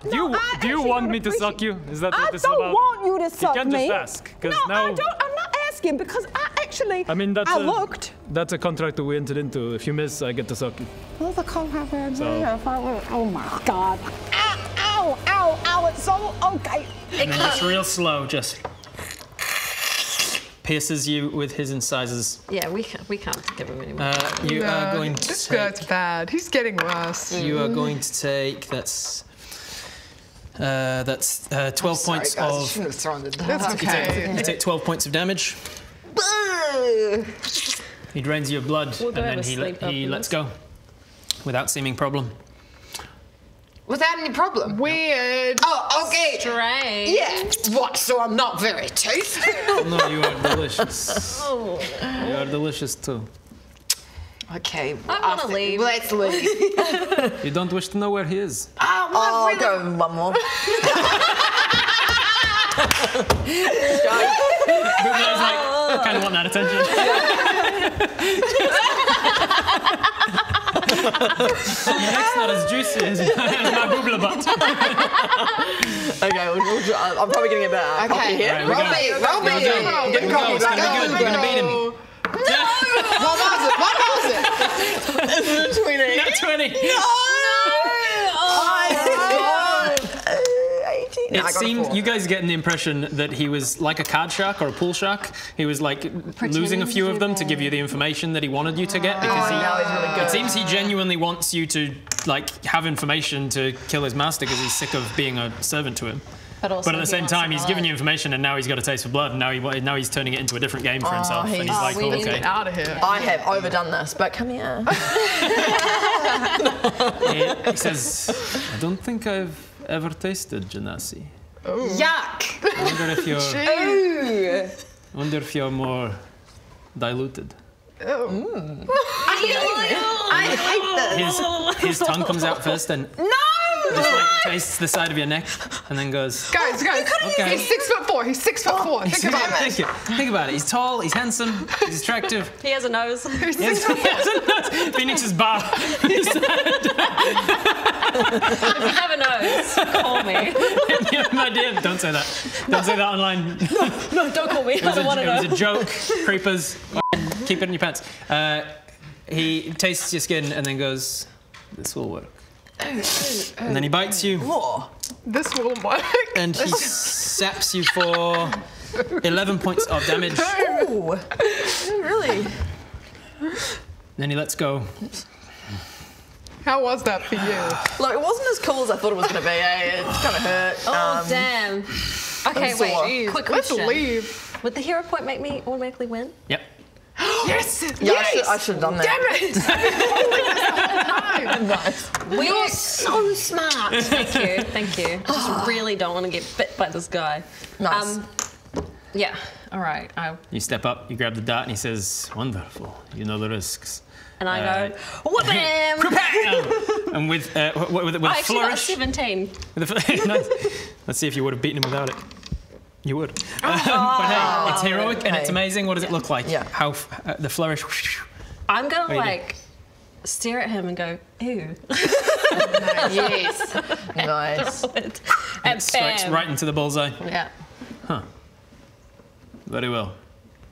Yeah, where is he? Where's... Bonecaller is currently visiting the Witchlight Carnival. Yes! Damn, we would have found him anyway. It is currently on the road, and they are setting up south of Honeywood. South of Hollywood. Okay. Sneaky is very happy with that.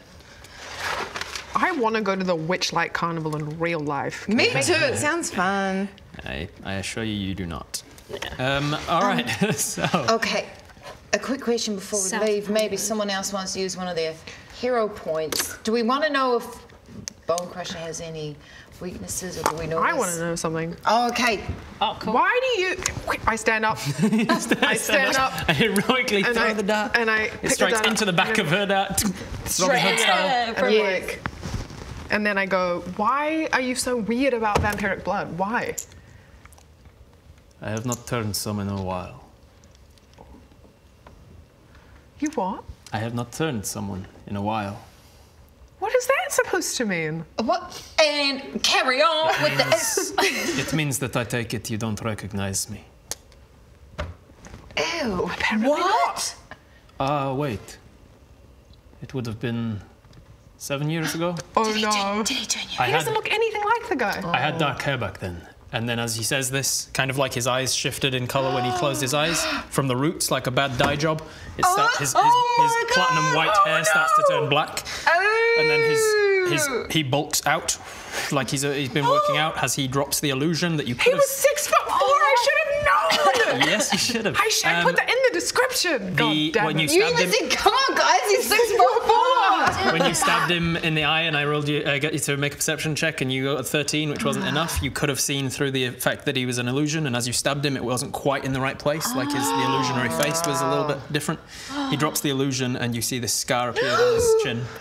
And he says, I have missed your blood, something rotten.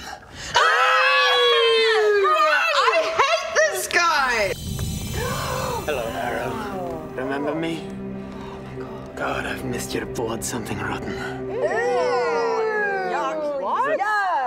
What, is that creepy? That's like an off thing to say out of the gate. Really so creepy. No, that mare was right. He's got no riz. Is that what the mayor's saying about me? Yeah. Oh, that's rude. I've totally got riz. No, I've got all of riz. What, you missed her blood, something rotten? You don't think that's so creepy? That's not like...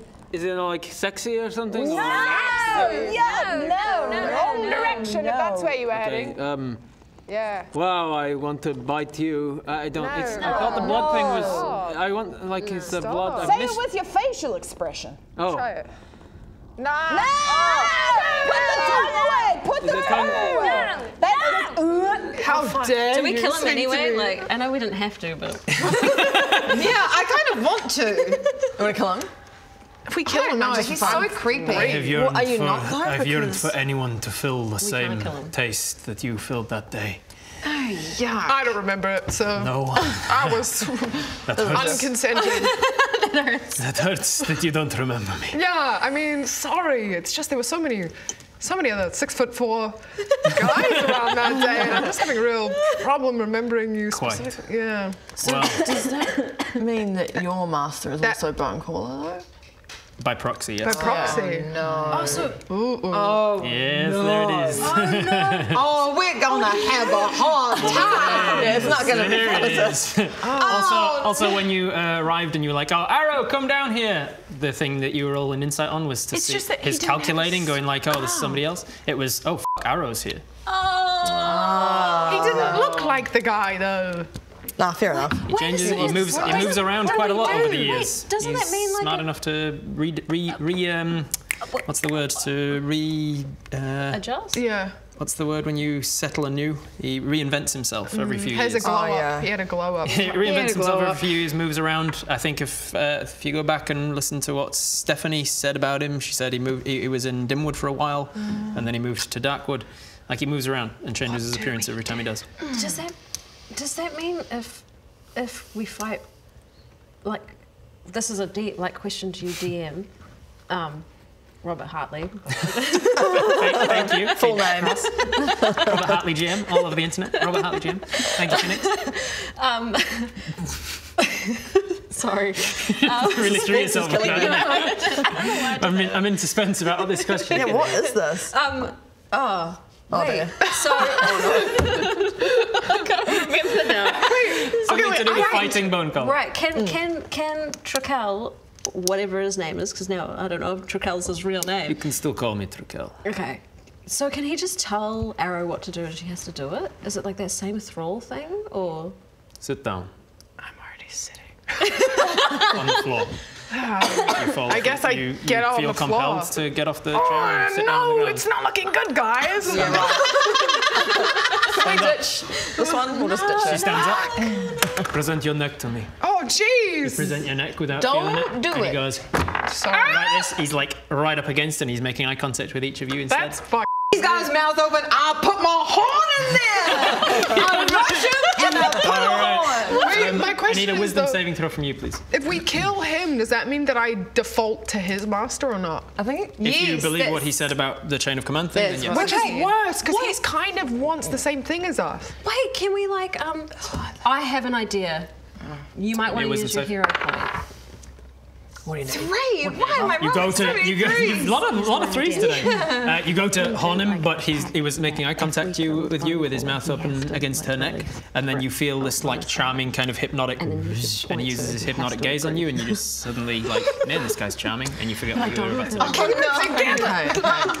Wow. He pulls back from you though without piercing you. He just wanted to show you. Can't he could. kill him, because then I default to Bonecaller, and he's the worst one. Yeah, I do agree. So we have to, I guess. Guys, Is there anything else I can do for you? I hate being here with him. I think. Well, is there anything else? Yeah. What was your suggestion just then? Say it to the table. Okay, my suggestion.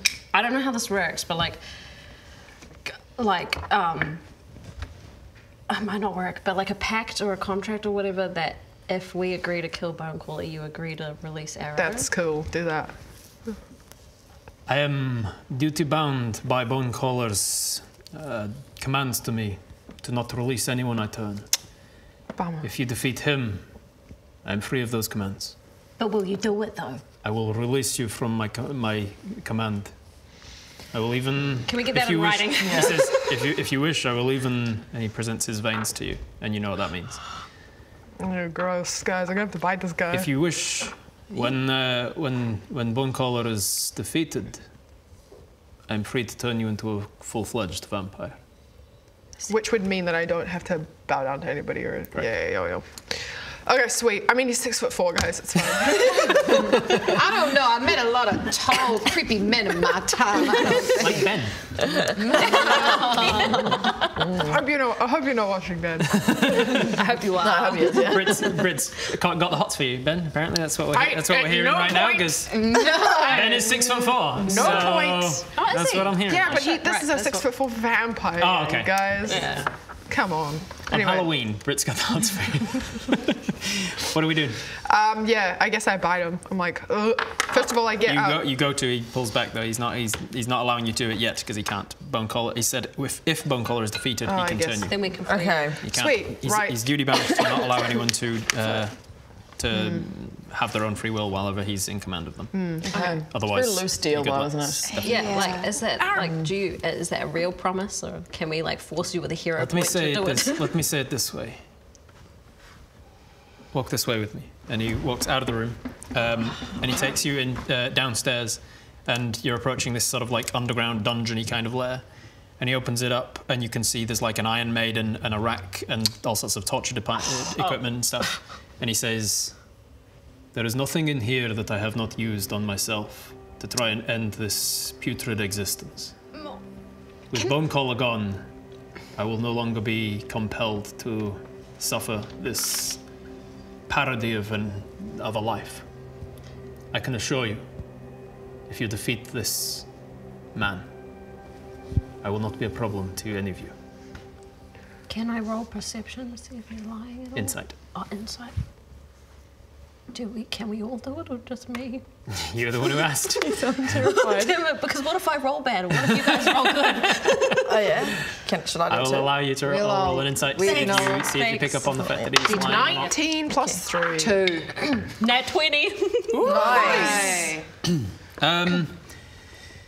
He is real hard to tell. He's clearly not got tells. Like you didn't pick up on the fact that he wasn't playing to his full potential when you were playing with him, and then you realised, oh shit, he's better at that. So you already know from that he's good at lying and good in keeping a straight face. He obviously disguises himself anew every few years, and so he's pretty good at lying through his teeth.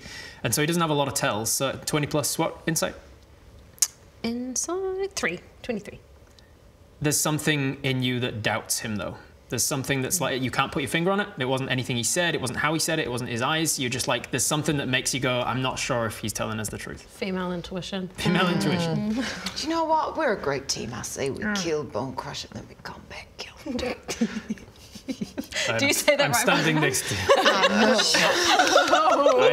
I have just openly told you that would be my goal as well. So that would be your what? That would be my goal as well. Look, I think that we should just get out of here, go kill that Bonecollar or Bonecrusher, whatever his name is, go kill him, come back here, kill that other creepy guy, Trakel, just finish him off. I'm right here, but I do concur. Oh, great, okay, good. Existence is pain. Consent. And Boundaries. I don't want to be alive anymore, or not alive. I just don't want to exist anymore. So yes, please. Okay, Go with that plan. We have his consent. You know what it is about him? You know the reason he has no riz? It's because he's just so gloomy, right? Yeah, it's... I'm trying so hard. Oh my gosh. That's him trying. He wants to. He wants to. Okay. Oh, that's it. Then why did you buy Arrow? Why did you buy Arrow? Oh wait, because Bonecollar. Welcome back to where we're at with the story so far. That I am the tool of manipulation that Bonecollar includes in order to create sleeper agents and vampires. You were just a grunt when you killed all of my friends, by the way, I'm assuming. To a degree. Ominous. Ominous and awkward, so unspecific as to which part of that question you were answering.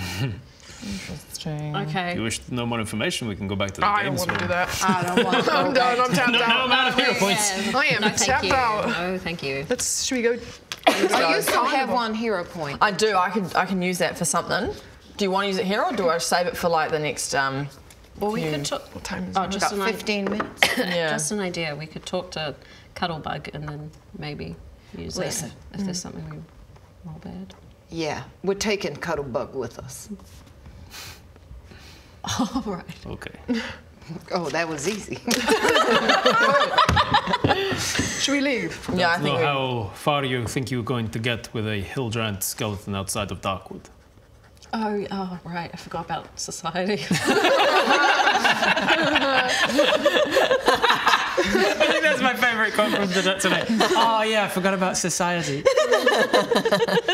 It used to be on a shirt with Sneaky's face or something. Oh yeah, I forgot about society. That's merch that's coming. Should we go to the carnival then? Yeah. And we'll talk to Bug on the way out, but how do you guys feel about going to Witchlight Carnival? Great carnival. Yeah. Right. All right. So you are leaving Skull's house. In turn, he offers you his hand to show there's no hard feelings. I go like this. And I go, don't ever be creepy around my friends again. Very well. No.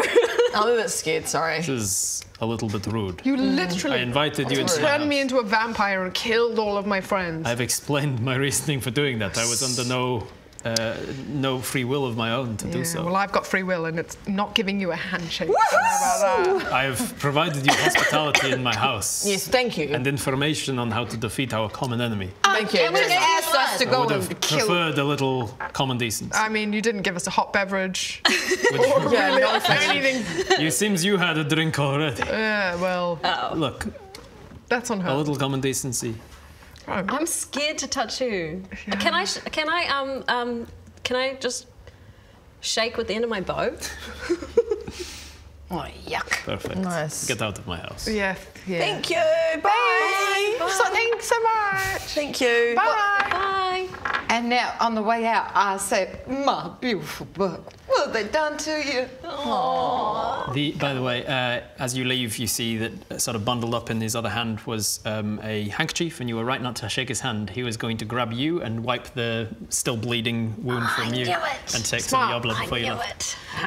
Steal some of his Still shit on doesn't the way have your out. blood, but he has everybody else's. Steal some of his smart. shit. Yeah, Nice. can I just like steal something off the wall? Can I take the Minotaur? Steal it. This tall. Just fly over and try and grab it off the wall. Make a strength check. Oh no, my strength's so Yeah, you got a bad. -2 strength. You're going to try and carry a Minotaur head. Nat 20. 14. 14. Okay, with a 14, you clamber up and you manage to get it off of the hook and then regret it immediately as it tumbles down towards you. Make a dexterity saving throw. Okay. 14. 14. You manage to avoid it. Poof, it hits the ground next to you, clipping you on the way down for only 1 point of damage. Okay. And then he looks across to you and says, "What are you hoping to achieve? You're just ruining my house now." No, it makes Horatio uncomfortable. Yeah, rude. It's good. Very well. Then I shall destroy it. He walks over, he grabs it by the horn, lifts it with one hand, and you're like, "Oh shit, this guy's strong." Oh damn! All right. Lifts it by one of the horns with one hand, He's and he just 6'4". flings it. And now he's built as well because he was making himself look. This is a thinner much than he better was. look on you, I think. Yes, but people got to know this one, and I started getting hunted by monster hunters. And he throws it into the fireplace, and it just starts to. Thank you. Perception check from each of you, please. 8. 12. 8 plus 5. 3. 9 plus 3. 12. 16. 12. 13. You're the only one who notices after he throws the Minotaur into the fire, he looks at his hand and then he wipes it with some handkerchief and puts the handkerchief in his pocket. Oh, no. Oh, no. She almost made it out. She had the free rein to just make it out of the house my and she chose to go back in and smear her hands on his stuff. And then he picked it up by the same horn you picked it up with and then got your blood from it. God, this guy's the worst. I was just trying to be respectful. I know. It was Trying to very be kind. respectful. It was Destroying very this guy's kind. stuff. Well, yeah, not You weren't trying to be respect. You were trying to steal it. You said, "Can I steal it?" And then you just grasped at something and went, "The Minotaur." It had nothing to do with respect and everything to do with being a disruptive little chaos gremlin. No, I wanted to, Horatio. Oh, what happened? Raquel got my blood. No. Yeah, I was trying to to be all respectful, and I was trying to take that Minotaur head of his because how rude. How rude. How rude. So I was trying to be like all honourable and stuff and steal his things, and I got my finger and he took my blood.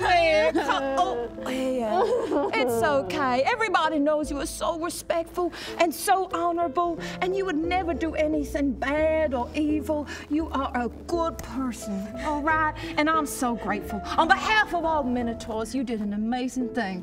Thank you. You put a smile on your doll, okay? Okay. You are perfect. You are flawless. You are a queen.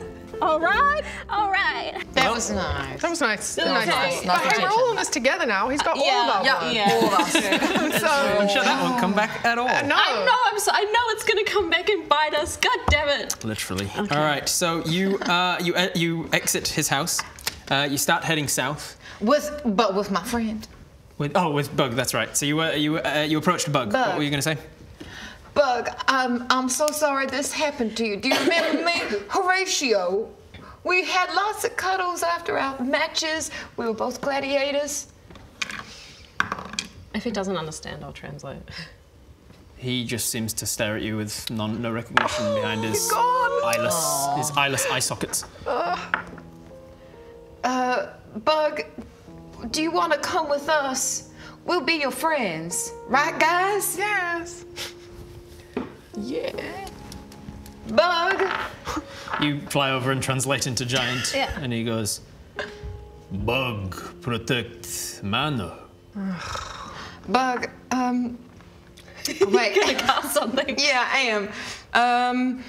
I'm gonna use one of my spells. What you got? Charm. I'm gonna charm him. Charm person? Yeah. Charm person unfortunately only works on humanoids, and he is a giant. Wait, Suggestion could work on him. I don't know if I have suggestion. No, I'm pointing to Buble. Would you like me to suggest he comes with us? I would like it, but it's up to you. If you would really want him, if he means that much to you, I can do that. I really miss it, but how do you guys feel about me bringing them along? I saw you like shift to the. I did like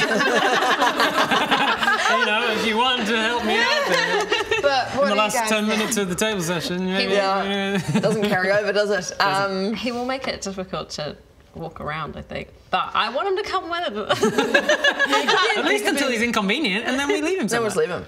Could be intimidating for things. Yeah, would you like me to try and suggest that he comes with us? Oh, if you wouldn't mind, Buble. I can do that. So I guess I'll use this to make it really convincing. Okay, you cast suggestion on him, and with this, he automatically fails his saving throw. What do you say? What do you suggest? How does suggestion work? Read the wording of suggestion carefully, because I will use it against you if you fuck up. Oh no. Okay, so a sentence or two. I can only say it in a sentence or two. All right. I can magically influence a creature you see within range that can hear and understand you. You can understand me. I'll allow it. Yep. Yeah. With the hero point, I'll allow it. Nice.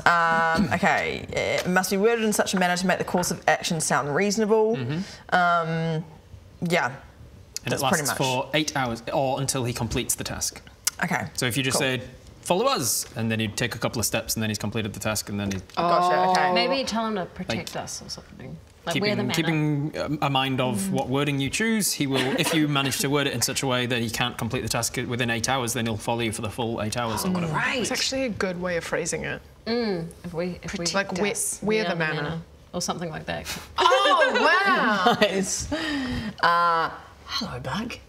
My name's Bubble. We kind of rhyme, which is quite cute, you know, connecting. I've got a suggestion for you, and I think it's quite fun. Your friend here, want to hang out? Yeah? This is definitely more than one sentence. Sorry, you haven't started casting the spell yet. This is all prep for the spell. Okay, sweet. This is flavour. Exposition. So, I thought that maybe, have you ever heard of the 8-hour working day? It's a thing in the real world, and it sucks. That thing. Well, I think maybe just for the next 8 hours, just come and hang out with us and protect us, and because we are the manor. That is us. Hey, Buggy, come here, boy. Come on. There's you can come have a treat. Wouldn't you like a little treat? A little cake. Oh, come on, boy. Come on, Bug. Come on, Bug. We're the manor. We're the manor. We're the manor. We're the manor. You have to protect the manor. Yeah, and it's moving Moving this way. Moving house. Come on, Bug. We are the manor. Bug protect little manners. Yes, that's us. Yes, that's us. You see Tvikel just kind of leaning up against the doorway at this point. He's like, good must say, kudos. Does that sound good? I may miss him, but good luck. Okay. And he turns and goes back inside, and Bug is just yours for the next 8 hours. Yes. Thank you, Bug. We'll look after you too. I love that by the end of the second table session, you've got yourself a pet hill giant skeleton. That's pretty impressive. So he's just going to follow you for a while. You're going to head south, back towards Dimwood, through Dimwood towards Honeywood, and through there and south of that. You're not sure how far south of that, but you're going to head towards the carnival. Yeah. You guys have now gotten enough experience to level up to level 5. Woo! In my games, you cannot just immediately level up, and it's not like a suddenly you wake up with new powers thing. You have to take the equivalent amount of days to like train. So while you're walking, if you want to, you can be training and stuff, and you take 5 days to just like learn your next new abilities and things, and then you're level 5. So it's really down. Like I like to put that as the rule in my games, because then it kind of forces people into a moral dilemma of like, this quest is kind of urgent, but we want to level up. Do we take 5 days off and let the quest kind of go off without us, or do we go on without that, but we're kind of underleveled? So it's a debate that you guys have to have. Do you want to level up over the next 5 days? Oh, can we level while we? You can, as long as you're not like doing too much adventure-y stuff. So if you're going to be like meeting with people and expositioning to like the mayor and stuff, then that counts as adventuring. But if you're doing nothing other than walking, then I'll hand wave it. Depends how far away the carnival is, I guess. But yeah. Yeah, how far away is the carnival? South of. You'll have to find out when you get through Honeywood. Oh, have we gotten to Honeywood? No, I'm saying that's your plan. You're setting off from Darkwood. I'm not going to hand wave all of it until we know what you're doing. No, I want to level while we travel. Yeah, I mean, Bonecaller is at the carnival, so it could pay to be a higher level. Is he there? Yeah, I want to be. So your plan is to get back to Dimwood, exposition to the mayor and everything about everything they've done and seen and whatever. Tell Stephanie everything. We could just... Was it adventuring or is it leveling up? That would be adventuring. So then we would start your leveling up after that. You can't just ignore Dimwood entirely and just not tell Stephanie how it all went. We can just... We'll just get back to them when we're finished. I want to go to the carnival. Okay, so you're going to ignore Dimwood. Is something bad going to happen if we don't tell them? Oh, shit. Oh, no. Oh, no. Did we really like anyone in Dimwood? A messenger. Really? Can we tell Garling to go? We should go back. Okay. Yeah. But what do As you realise this, you realise that something else that you can do as your vampiric powers. Ulrich. There it is. Oh. Ulrich, receive this message. Okay. How should I do Who's this? What is this? Hey, bro. Sorry, I hope you're not busy right now. I just thought I'd give you a call. What is this? It's me, Arrow, just speaking in your head. And here's some information. What did we learn, guys? How do I receive this? So you essentially just called him and went, hold up. Hey, hold a second. Hold up for a sec.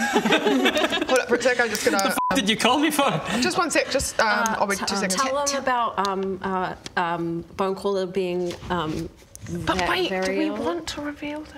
Oh, I don't know. Because we want to kill Bonecaller. Tell them that we are, we're still, we're on our way to finish off the army of the undead. We are on our way to finish off the army of the undead. I reckon you and your boyfriend should maybe leave town just for a couple of days. Tell them to stay away from the carnival. Stay away from any carnival that you see. Stay away from that. Are you receiving this? I'm here, yeah. Can you just repeat back what I said? You said that Reginald and I should leave town and to stay away from carnivals. You stay away from Stephanie too, just for good measure, I reckon. Right. And the mayor. Well, mission accomplished there. Why? I left town. Why? I can't be around them anymore, I'm a monster. Oh, they broke up! Guys, they broke up! They broke up? Did you guys break up? Did you guys break up? I suppose not officially, but I can't be around him anymore. I can't risk endangering him. After The man I love. Do you want to come with us? Do you want to come meet us? I'd rather be alone until I get a handle on this. Okay, where are we gonna go? I'll send you a care package Ask or him something. to pass the phone to the mayor. Can you pass the phone? We need to get the message back to the town. Pass the phone to the mayor. Are you around there? Oh, I guess you I left. don't know what that means. No idea You're what speaking that directly into his mind. means. And he just told you he left town. Dang. Do you got to carry a pigeon on you, or like, can you just send a message? I guess we could do that, but. I'm sorry that this is an inconvenience to you. No, it's fine. Well, it's not really fine. It's not really fine. Choosing to ignore his clear passive aggression.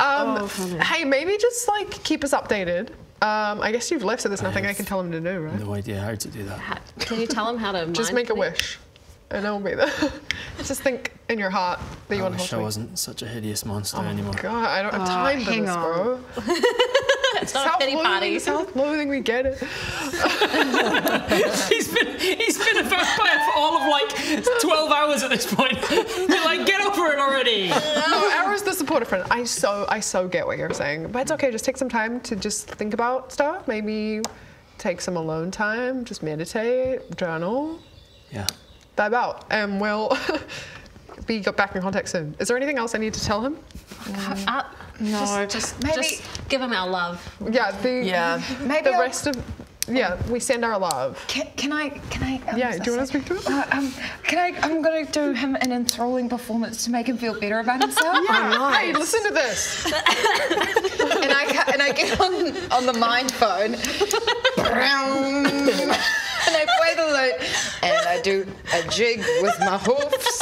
Can you hear that? You can hear. And I do an enthralling performance. Do an enthralling performance. Make a performance check. Can for she me. like Is it- communicate what she can see and hear? Like a video. We'll find call? how the performance is 17. first. Okay. 17. Nice. Am I? Hang on. Is your- I've got very good performance You skills. should have, yeah. Where is it? My God, why are there some on one page and some on the other? 17 plus 6 equals 23. 23. Enthralling performance. Once per short rest, you can choose up to 2 creatures that watched and listened to you perform. Each one makes a wisdom saving throw and is charmed if they fail until it takes any damage, blah, blah, blah. Will it make him feel better? Can you willingly It might do, if you could hear it. I can hear it. He Through goes, the I can hear it, therefore he can hear it, right? Can you hear that? What am I meant to be hearing? Can you hear that? Hear what? It's, My, Ulrich, Hear don't what? feel bad about yourself. Did you hear any of that? What am I hearing? You should be hearing some singing. Sing it I'm back not to hearing him, any Arrow. singing. Rick, You feel better about yourself. Performing through a game of telephone. Ulrich, feel better about yourself. It wasn't your Can I sever fault. this It connection wasn't somehow, or is this something that you have to hang up on? That you. What's the next part? Got turned into a vampire. Got turned into a vampire. No, it was your fault. Man, it's not working. You did it. Hang up the phone. Anyway, I have to go now. Bye. Oh my God, you were so depressing. Oh, God. Poor me. We just had a big fight. We got the blood sucked off us. You don't see us complain. Literally. We'll call him another time. Yeah. Nice work though. That was very considerate of both. Called Ulrich. It was nice. I love that you're the one who's really bad with people. And you're learning social skills from these guys. That's how we do it. Okay. That's how Good. it means to be good in a social situation. Sweet. Good to know. Do we need to phone the mayor? I don't think I have a connection. Okay. Hey, wait. Damn. Go back to Dimwood, turn the mayor, and then you can contact her anytime. DM question: if like through the grapevine, both Stephanie and Arrow turned by Trakel, can they talk to each other? Stephanie and Ara? Yeah. You could try. All right, guess I'm calling. We got my phone again. You tap Yes, I'm into, calling you try and tap Stephanie. into Stephanie. There's no connection Ring, there. ring. There's no connection. You can't. I don't think she's at home. Okay. It's the only reason. So, to be clear, you are avoiding Dimwood now. You're heading for Honeywood, and you're sort of leveling up on the way. Is that the idea? Yeah. Yeah. All right. I guess so. Yep. So, as you level up, Oh, no. as you are going to be. Wait. 5 days? That means we're gonna lose Bug. He's only with us for 8 hours, right? Correct. Yeah. We'll cross that bridge when we come to it next time. So as you start to traverse towards Dimwood, that is where we're going to end it for today, and we'll pick up here next time. Oh man. Thank you for joining us. So as you travel, what are you doing on your journey to start leveling up? Practicing squats. as you do realise at this point that as you approach the civilised town of Honeywood, it might be a bit of a problem for you to be walking in there with a skeleton giant. Oh, should we tie him up? Like tie him up to a tree? No! I'll keep workshopping it. Put it away. No, right. Man, it's like they don't teach Riz anymore. I mean, I practice in the mirror, but I can't see myself. Oh, God, neither can I, but I'm doing all right. Jesus. He's like, you know that feeling when you walk through a cobweb? That's what it is like.